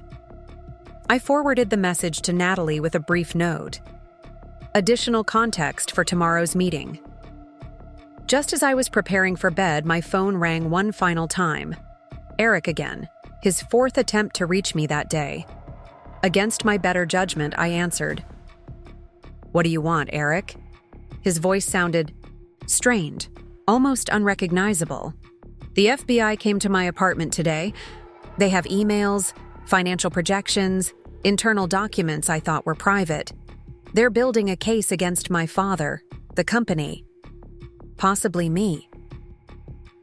I'm aware the investigation is progressing, I replied neutrally. Why are you calling me about this? Because I need your help, he said, desperation evident. You understand these financial structures better than anyone. You could explain to them that these were aggressive but legitimate business strategies, not fraud. The audacity was breathtaking. After betraying our marriage, after allowing his family to denigrate me for years, Eric was now asking me to potentially perjure myself to protect him from the consequences of actions he had participated in. Let me understand correctly, I said, slowly. You want me to misrepresent my professional opinion about Mitchell Development's financial practices to federal investigators? It's not misrepresentation, he insisted. Just contextualizing. You know how complex these financial structures can be, how the same actions can look problematic without proper explanation. Eric, I'm meeting with the FBI tomorrow as a potential witness. I will tell them the truth based on my professional assessment of the documentation I've seen. That's all. Becca, please. His voice cracked slightly. My father's health isn't good. The stress of this investigation, losing the vacation properties, the company collapsing, it's destroying him. He might not survive a prolonged legal battle, let alone potential imprisonment. Though I had orchestrated the foreclosure on the vacation properties and felt fully justified in doing so, I had never intended to destroy Harold's health. My target had been the Mitchell family's arrogance and disrespect, not their physical well-being. "I'm sorry to hear about Harold's health," I said, softening slightly. "Truly. But I can't and won't lie to federal investigators. The situation you and your family are facing is the result of financial decisions made over many years. I didn't create those circumstances, and I can't make them disappear." Eric was silent for a moment. "You really hate us that much?" The question caught me off guard. "I don't hate you, Eric. I'm disappointed in you, angry about your betrayal, and frustrated by years of disrespect from your family. But hate requires ongoing emotional investment I'm no longer willing to make where the Mitchells are concerned. Then why take everything from us? Why push for immediate foreclosure when you knew the company was in trouble?" "I didn't take anything that wasn't legally mine," I corrected him. "The house was in my name. The vacation properties were legitimate collateral for loans that weren't repaid. As for the timing, I protected my interests when it became clear that broader financial issues might compromise my position as a creditor. That's not vindictiveness. It's prudent financial management." He scoffed. "You sound like a banker, not someone who was part of this family for 7 years." "That's exactly the problem, Eric. Your family never allowed me to be truly part of it. I was tolerated, not accepted. Now you're facing the consequence of underestimating someone you should have valued." I ended the call, feeling a complex mix of emotions. There was no satisfaction in hearing about Harold's declining health, nor in Eric's evident distress. Yet I remained convinced that my actions had been justified, a necessary reclaiming of respect and recognition that had been denied me throughout my marriage. Tomorrow's FBI interview would require careful navigation. I would be truthful about what I knew while remaining focused on my specific financial arrangements with the Mitchell family, rather than volunteering broader speculation about Mitchell Development's practices. Natalie would ensure the conversation remained appropriately bounded. As I finally drifted toward sleep, I reflected on how dramatically my life had changed in just over a month.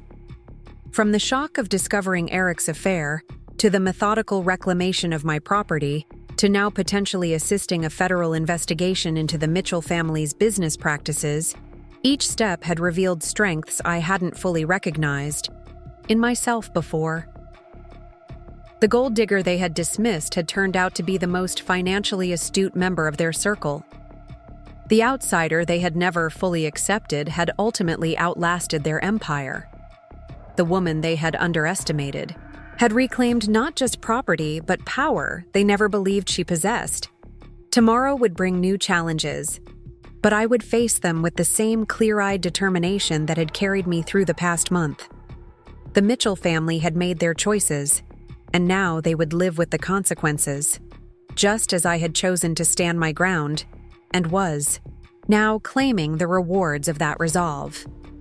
The FBI field office occupied several floors of a nondescript government building in downtown Chicago. As Natalie and I passed through security checkpoints, I maintained the composed expression that had become second nature throughout this ordeal. Inside, Special Agent Catherine Brennan greeted us with a professional handshake and led us to a conference room rather than an interrogation space, a subtle indication that this was indeed a witness interview rather than a suspect questioning. "Thank you for coming in, Ms. Mitchell," Agent Brennan began once we were seated. A second agent, introduced as Thomas Rivera, sat beside her with a laptop open. "As I mentioned, we're investigating potential financial irregularities at Mitchell Development Group, and your perspective could be valuable to our understanding." Natalie immediately established boundaries. "Before we begin, I want to clarify that my client is here voluntarily as a potential witness. She has no direct knowledge of Mitchell Development's internal financial practices beyond her specific interactions with the company and family members. Agent Brennan nodded. Understood. We're primarily interested in those specific interactions, particularly the financing arrangements regarding the vacation properties recently transferred to your ownership. For the next hour, I answered questions about the structure I had created 3 years ago to help the Mitchell family address their tax issues. I explained the holding company formation, the loan terms, the collateralization of the properties, and the eventual default that led to foreclosure. So the Mitchell family approached you for financial assistance? Agent Rivera asked, looking up from his notes. Eric approached me, I clarified.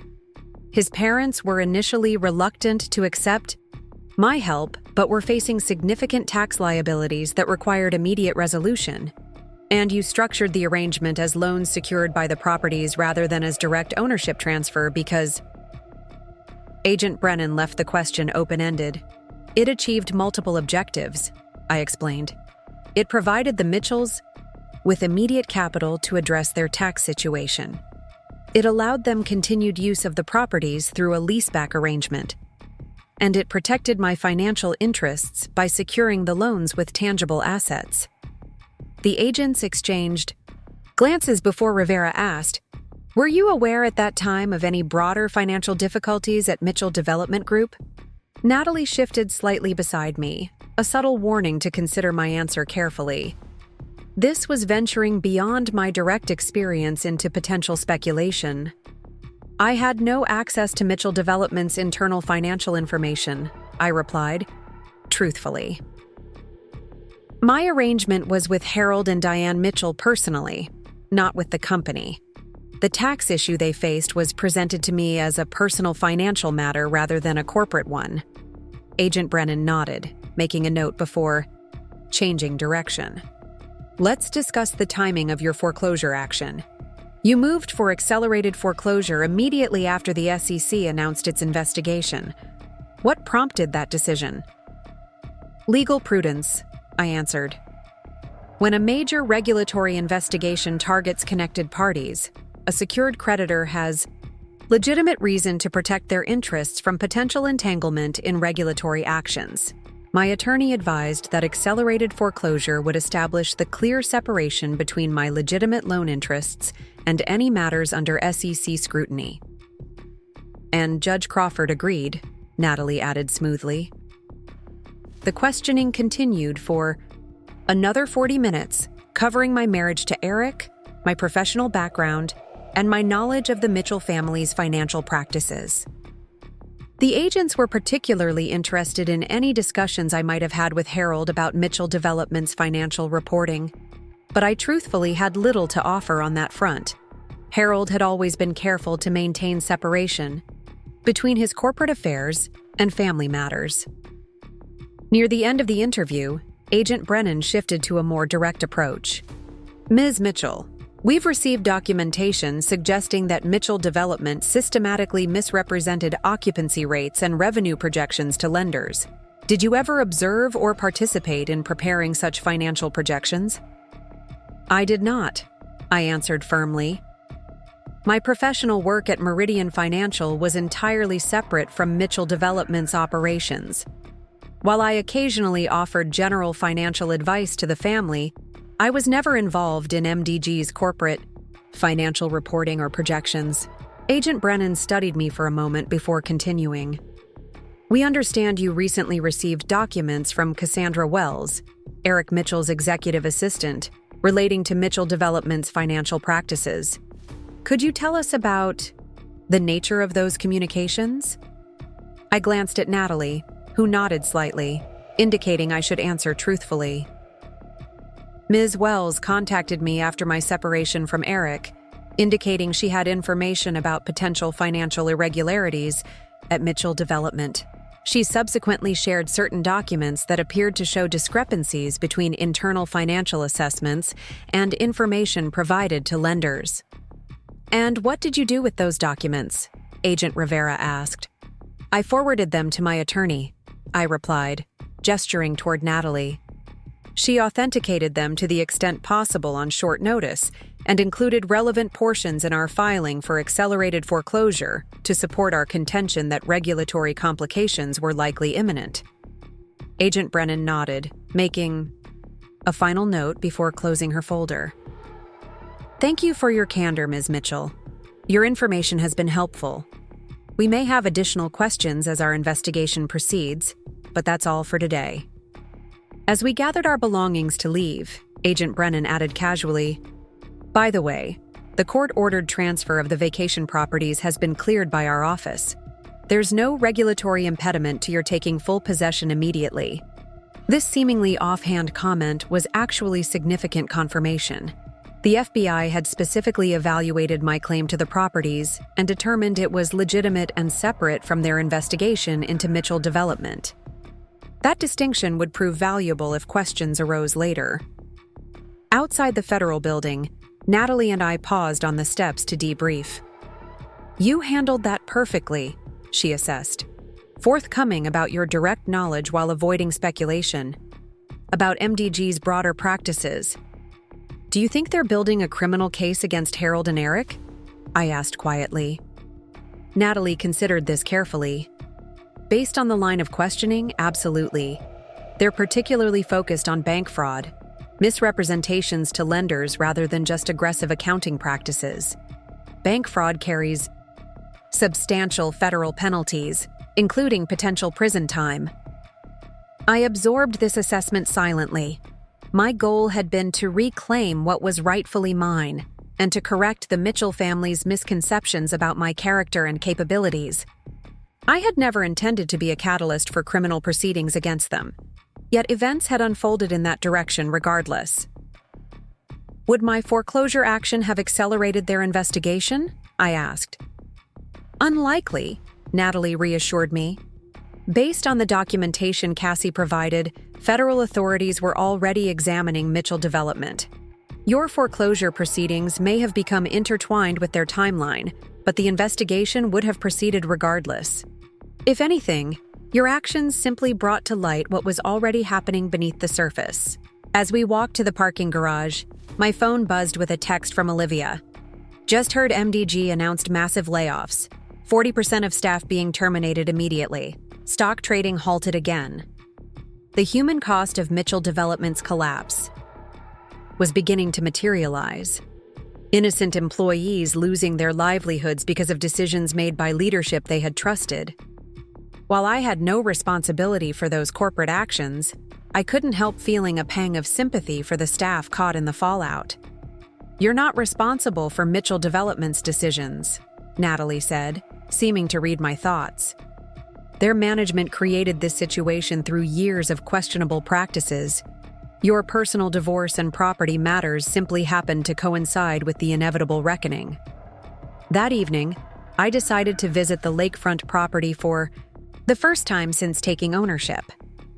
The security company had completed the lock changes and system installation, providing me with new access codes and keys.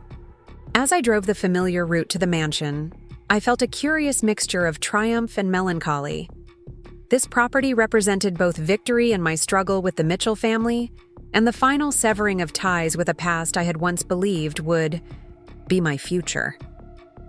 The lakefront mansion stood imposing and silent as I approached, its grand facade illuminated by strategically placed landscape lighting. Inside, the space felt different than I remembered from family gatherings and holiday celebrations. With the Mitchell family photographs and personal mementos removed, the rooms had a museum-like quality, beautiful but impersonal. I walked slowly, through the grand entryway, past the formal dining room where Diane had hosted elaborate dinners, through the chef's kitchen where caterers had prepared countless meals for Mitchell family events. Each space held memories, but they felt distant now, like scenes from someone else's life. On the rear terrace overlooking the lake, I stood at the stone balustrade where Eric had proposed 7 years earlier, presenting a future that had seemed bright with promise and possibility.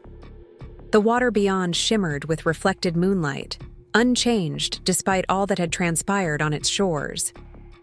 My phone rang, interrupting my reflections. Caroline from Meridian Financial, calling unusually late. Rebecca, I apologize for disturbing your evening, but I wanted to reach you before tomorrow's executive committee meeting, she began. The Mitchell development situation has escalated significantly, and the committee will be discussing potential exposure for our firm and clients. I understand, I replied, turning away from the lake view. I'll prepare a comprehensive overview of any Meridian connections to MDG, though they're limited as we've previously established. That's helpful, but not why I'm calling, Caroline continued. The committee is also discussing a leadership transition for our Chicago office. Marcus has announced his retirement, effective end of quarter, and your name is at the top of the list to replace him as managing director. I sat down on a nearby terrace chair, caught off guard by this unexpected development. That's significant news. The timing seems sudden. Marcus has been planning this for months but accelerated the announcement given recent market volatility, Caroline explained. Your handling of both professional responsibilities and personal challenges during this period has impressed the executive team. Few people could maintain such clear separation between complex personal matters and professional excellence. The irony wasn't lost on me. The very crisis that had threatened to undermine my professional standing had instead highlighted my ability to perform under extraordinary pressure, potentially accelerating my career advancement. The committee meets at 11 now tomorrow, Caroline continued. They'll want to hear directly from you about your vision for the Chicago office. I wanted you to have tonight to prepare. After ending the call, I remained on the terrace, processing this development. The managing director position would represent a significant promotion, effectively placing me in charge of Meridian's entire Chicago operation with its 220 employees and billions in managed assets. It was a role I had aspired to eventually, but not expected for at least another 2 or 3 years. My phone buzzed again, this time with breaking news alerts. Mitchell Development Group Board announces company restructuring, read the headline, followed by Harold Mitchell hospitalized following board meeting. I clicked through to read the full story. Mitchell Development had filed for Chapter 11 bankruptcy protection, citing liquidity challenges and regulatory complications. The board had removed the entire C-suite leadership team and appointed restructuring specialists to evaluate which assets could be salvaged.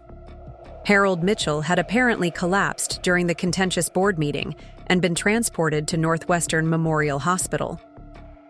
Eric's warning about his father's health hadn't been an exaggeration or manipulation after all. The stress had indeed proven too much for Harold, though the article didn't specify the nature or severity of his medical condition. I closed the news alert, feeling a complicated mix of emotions. The Mitchell empire had collapsed even more spectacularly than I had anticipated, with ripple effects extending far beyond my personal conflict with the family. Lives were being upended, employees losing jobs, investors facing losses, and now Harold facing health challenges. Yet I couldn't accept responsibility for these consequences. I had simply exercised my legitimate rights regarding my marriage and property. The broader collapse stemmed from decisions made by Mitchell Development leadership long before my actions came into play.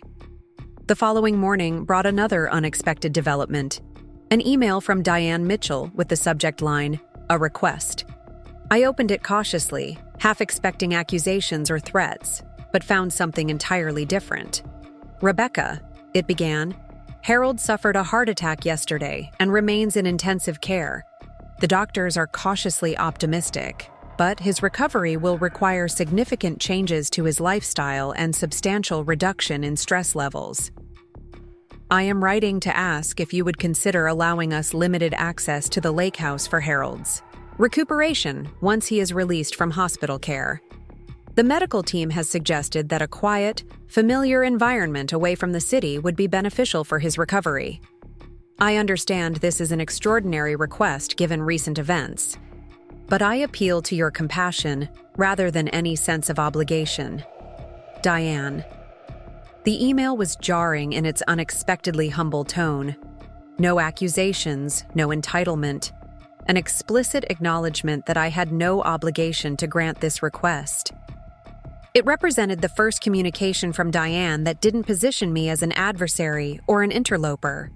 I forwarded the message to Natalie with a brief note. Thoughts on how to respond? Legal implications? Her reply came within minutes. Legally, you have complete discretion.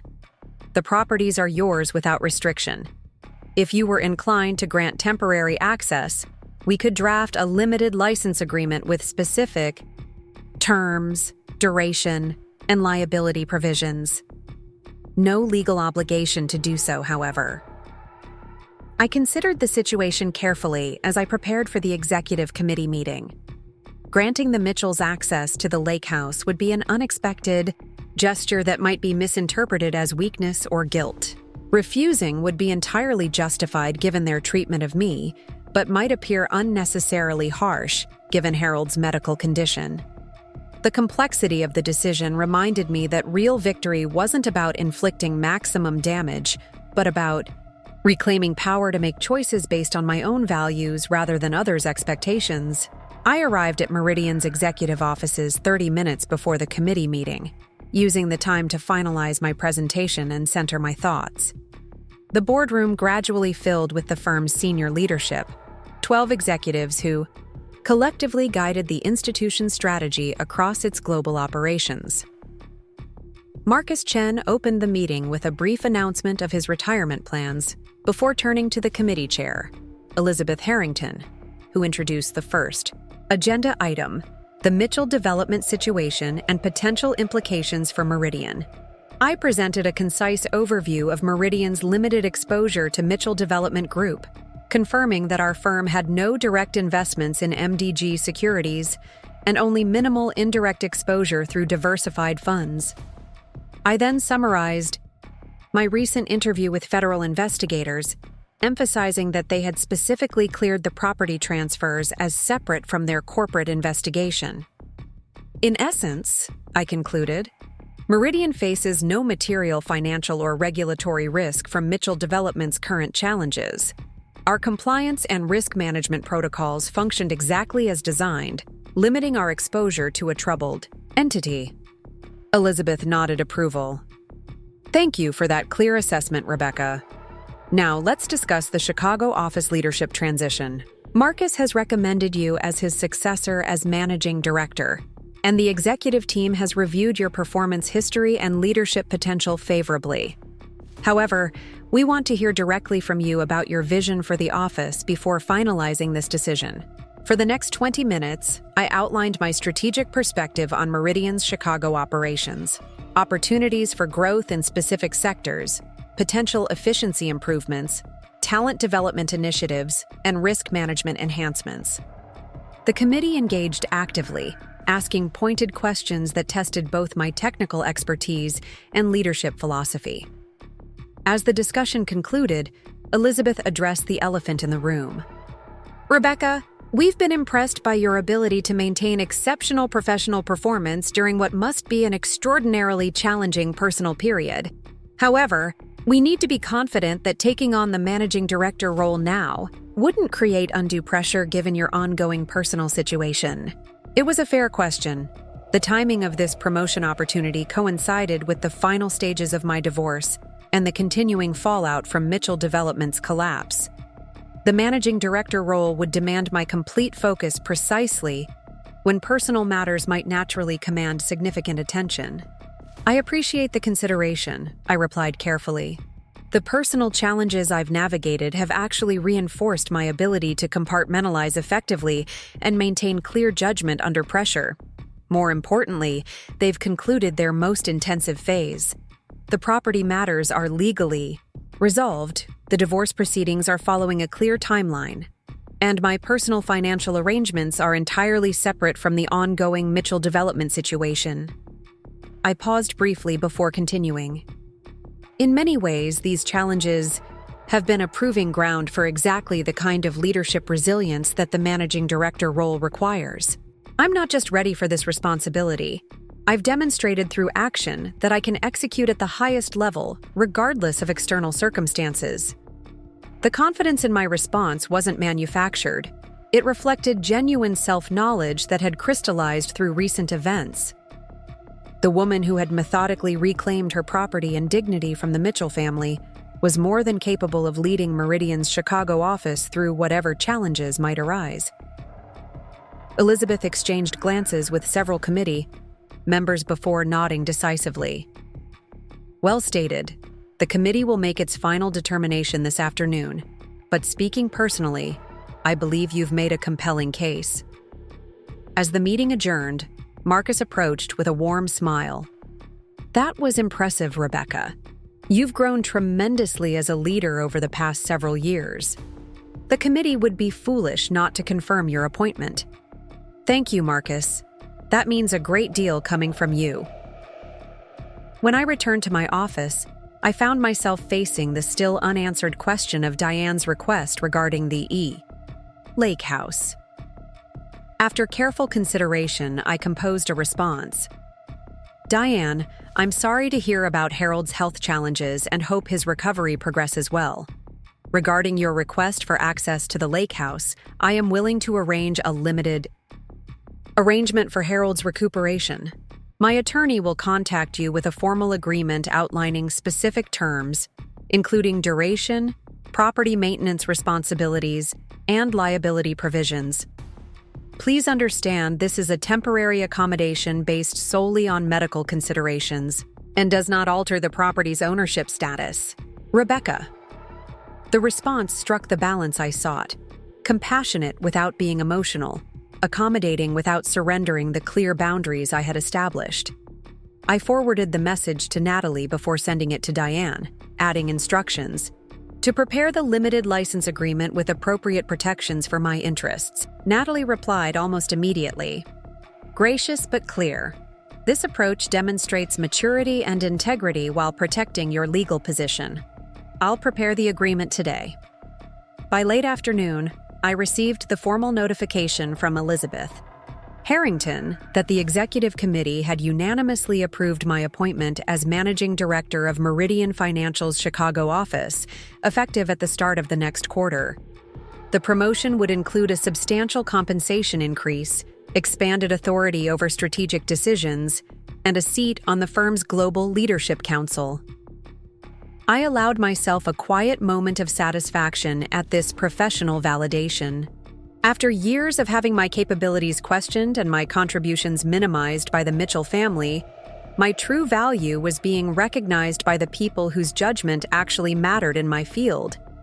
As I prepared to leave the office, Olivia texted to suggest we meet for dinner to celebrate the promotion, which had apparently already made its way through industry channels despite the lack of formal announcement. We agreed to meet at Everest, one of Chicago's premier restaurants with stunning views from its perch atop the Chicago Stock Exchange building.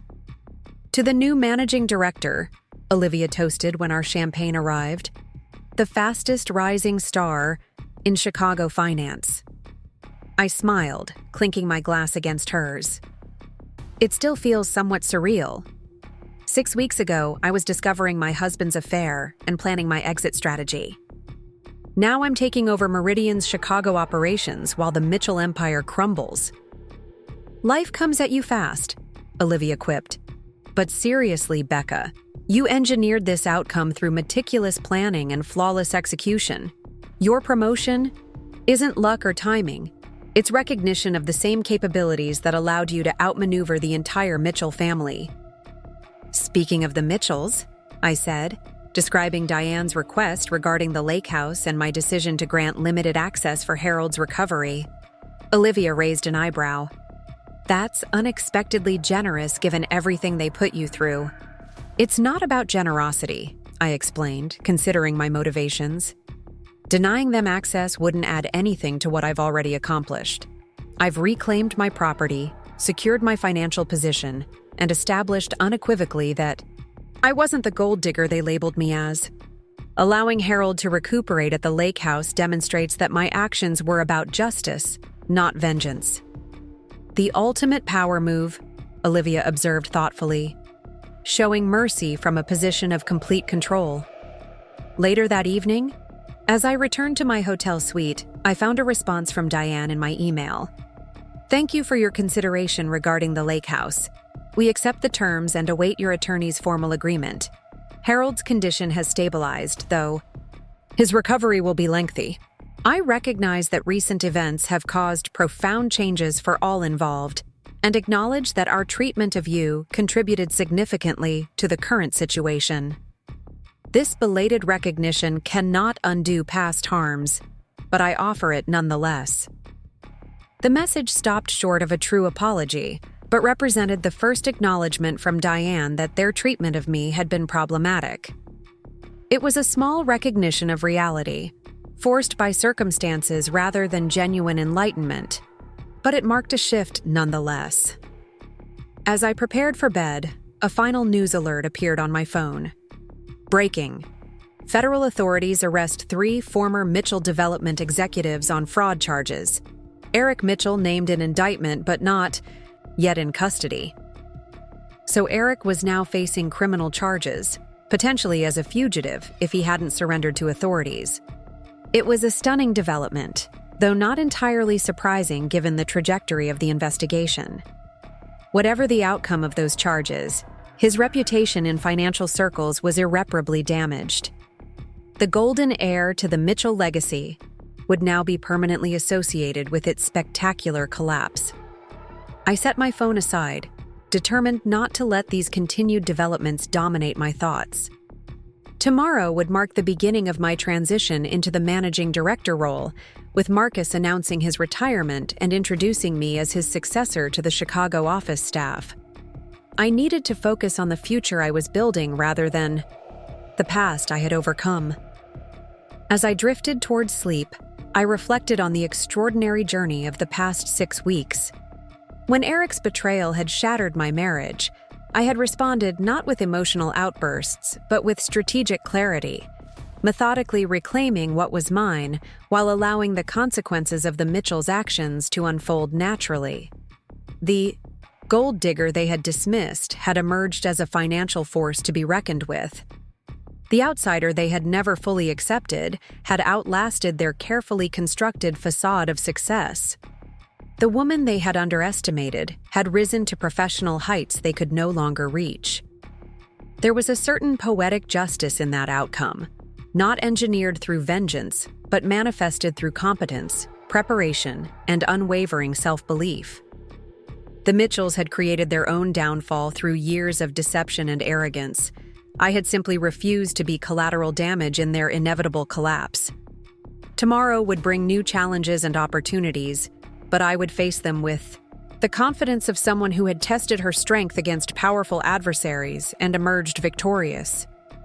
The Mitchell chapter of my life was closing, but the story of what I would build in its aftermath was just beginning.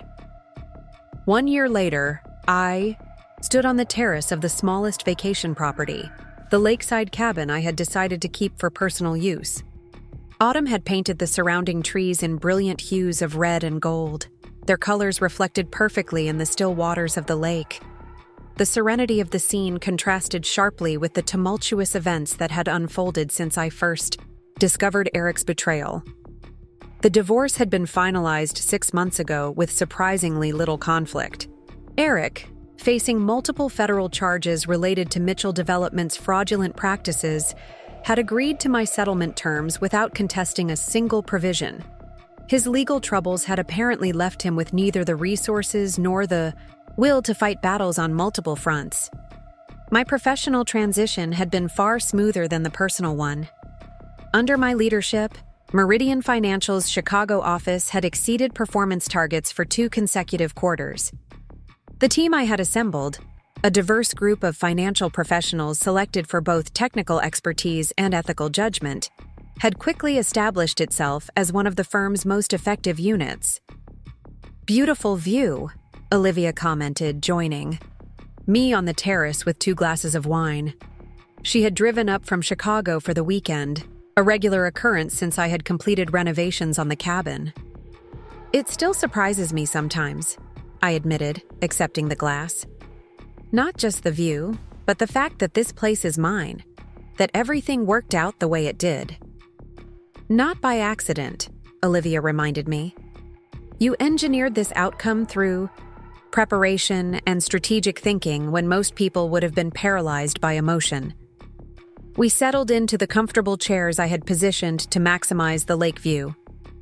The cabin had been transformed over the past year, the formal Mitchell family aesthetic replaced with the warm, contemporary design I had always preferred, but never been able to implement in shared spaces with Eric. Have you heard the latest?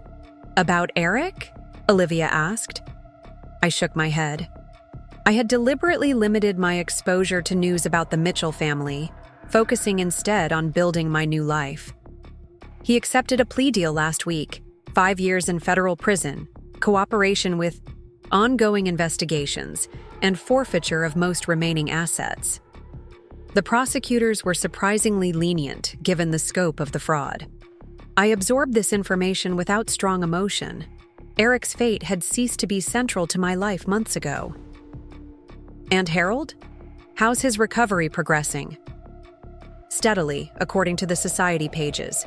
He and Diane have relocated permanently to Arizona. The climate is apparently better for his cardiac condition. Olivia took a sip of her wine before adding, Their temporary use of the lake house ended 3 months ago, correct? Yes. The agreement was for 6 months during Harold's initial recovery. They vacated on schedule and, surprisingly, left the property in immaculate condition. I had expected some form of passive resistance or petty damage, a final expression of resentment from Diane, but the house had been returned exactly as specified in our agreement. The license arrangement for the lake house had represented an unexpected turning point in my relationship with the elder Mitchells. Diane's initial email acknowledgement had gradually evolved into a cautious, formalized politeness during property inspections and maintenance visits. Never friendship, never true reconciliation, but a muted recognition that the dynamics between us had fundamentally changed. The other 2 properties are performing well as vacation rentals, I noted, changing the subject. The management company reports bookings at 85% capacity, well above projections. The lakefront mansion and the larger Sunset Cove property had been converted to luxury vacation rentals, generating substantial income that supplemented my already comfortable financial position. The Mitchell family's former status symbols had been transformed into productive assets, their exclusivity replaced with accessibility, albeit at premium rates that ensured their proper maintenance. Any regrets? Olivia asked after a comfortable silence. About how everything unfolded? I considered the question carefully, watching the sunset begin to paint the sky in deepening shades of orange and pink. Not regrets exactly. I stand by every decision I made during that period. But I sometimes wonder about the collateral damage, the MDG employees who lost jobs, the small investors who lost savings in the company's collapse. You weren't responsible for those consequences, Olivia pointed out, echoing what Natalie had told me many times. Mitchell Development's fraudulent practices created that situation. Your personal actions simply coincided with the inevitable reckoning. Intellectually, I know that's true, I acknowledged, but emotional reality isn't always perfectly aligned with intellectual understanding. My phone buzzed with a message. Caroline. From Meridian, sending the final quarterly performance figures that had just been released to the executive team. The Chicago office had posted a 22% year-over-year increase in managed assets and a 17% improvement in efficiency metrics. My leadership was delivering measurable results that reinforced the wisdom of my promotion. Good news? Olivia asked, noting my smile as I read the message. Confirmation that I made the right decision focusing on my career rather than letting the Mitchell drama consume me, I replied, setting the phone aside. The professional validation is satisfying in ways that even the successful property battle wasn't. This was perhaps the most important lesson I had learned throughout the ordeal, that true victory wasn't measured by what I had taken from the Mitchells, but by what I had built for myself. The properties, the divorce settlement, even the professional advancement were external markers of success, but the internal growth, the confidence in my abilities, the clarity about my priorities, the unwavering trust in my judgment, those were the lasting achievements. The following morning, after Olivia departed for the city, I took a solitary walk along the lakeshore. The path wound through wooded areas, occasionally opening to stunning views of the water. In the distance, I could see the imposing silhouette of the lakefront mansion, now operating under the management company's care. My phone rang, an unknown number with a Chicago area code. Curiosity overcame caution, and I answered. Rebecca Mitchell speaking. Ms. Mitchell, this is Thomas Rivera, with the FBI. We spoke during your interview last year regarding Mitchell Development Group. I felt a momentary tension. Yes, Agent Rivera. How can I help you? I'm calling to inform you that the investigation has concluded with final plea agreements from all principal defendants. Your cooperation was valuable in establishing the timeline of events, and we wanted to personally thank you and confirm that there will be no further need for your involvement. The call represented an unexpected moment of closure, official confirmation that my connection to the Mitchell family's legal troubles was definitively ended. Thank you for the update, I replied. I appreciate the courtesy. One additional note, Agent Rivera continued. During sentencing proceedings, Eric Mitchell made a statement that specifically absolved you of any knowledge of or participation in the company's fraudulent practices. He was quite emphatic that your financial advice had actually been ethical and appropriate throughout your marriage, though often disregarded by his family. This acknowledgement caught me off guard. After everything that had transpired, Eric had chosen to publicly confirm my integrity rather than attempting to implicate me or cast doubt on my motives. That's unexpected, I said finally. We thought you might find it relevant, Agent Rivera replied. Again, thank you for your cooperation throughout this process. After ending the call, I continued my walk, processing this final piece of information. Eric's statement wouldn't change anything practical about my circumstances, but it represented a form of vindication I hadn't realized I still needed. Public acknowledgement that I had maintained ethical standards even when those around me had abandoned theirs. When I returned to the cabin, I found an email waiting from Diane. The subject line read simply, "A final communication." Rebecca, it began. With Harold's health stabilized and our relocation to Arizona complete, it seems appropriate to close the chapter of our interconnected lives with a final communication. The properties that once defined the Mitchell family legacy are now rightfully yours. Through financial arrangements we entered willingly, if not wisely. While circumstances have not allowed for reconciliation, I wish to acknowledge that our assessment of your character and motivations was fundamentally flawed. You were never the gold digger we labeled you as, but rather a capable financial professional whose expertise we should have valued rather than resented. This recognition comes too late to repair the damage done, but truth deserves acknowledgement, regardless of timing. Harold and I wish you well in your continued success. Diane. I read the message twice, surprised by its straightforward acknowledgement of reality. This wasn't the emotional apology some might have sought, but it was perhaps something more valuable from someone like Diane, a clear-eyed recognition of truth that contradicted years of carefully maintained narrative.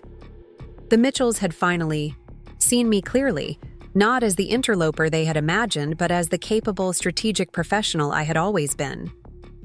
That this recognition came after they had lost everything that once defined their status was poetic justice of a kind I couldn't have engineered more perfectly.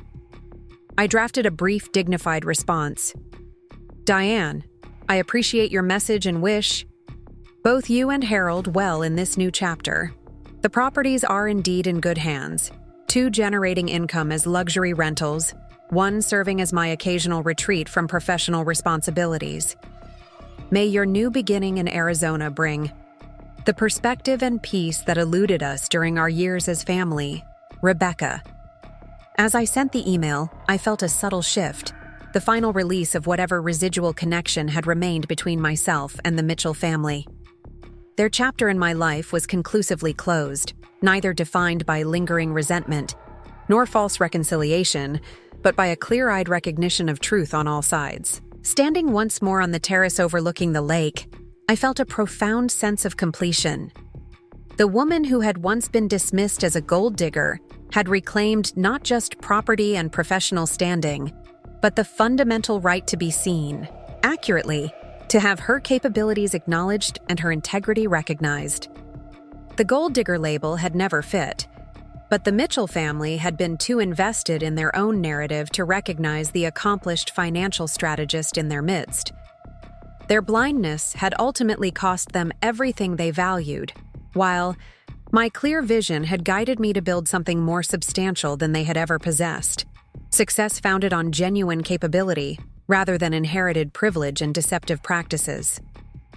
As the setting sun cast long shadows across the lake, I raised my glass in a solitary toast.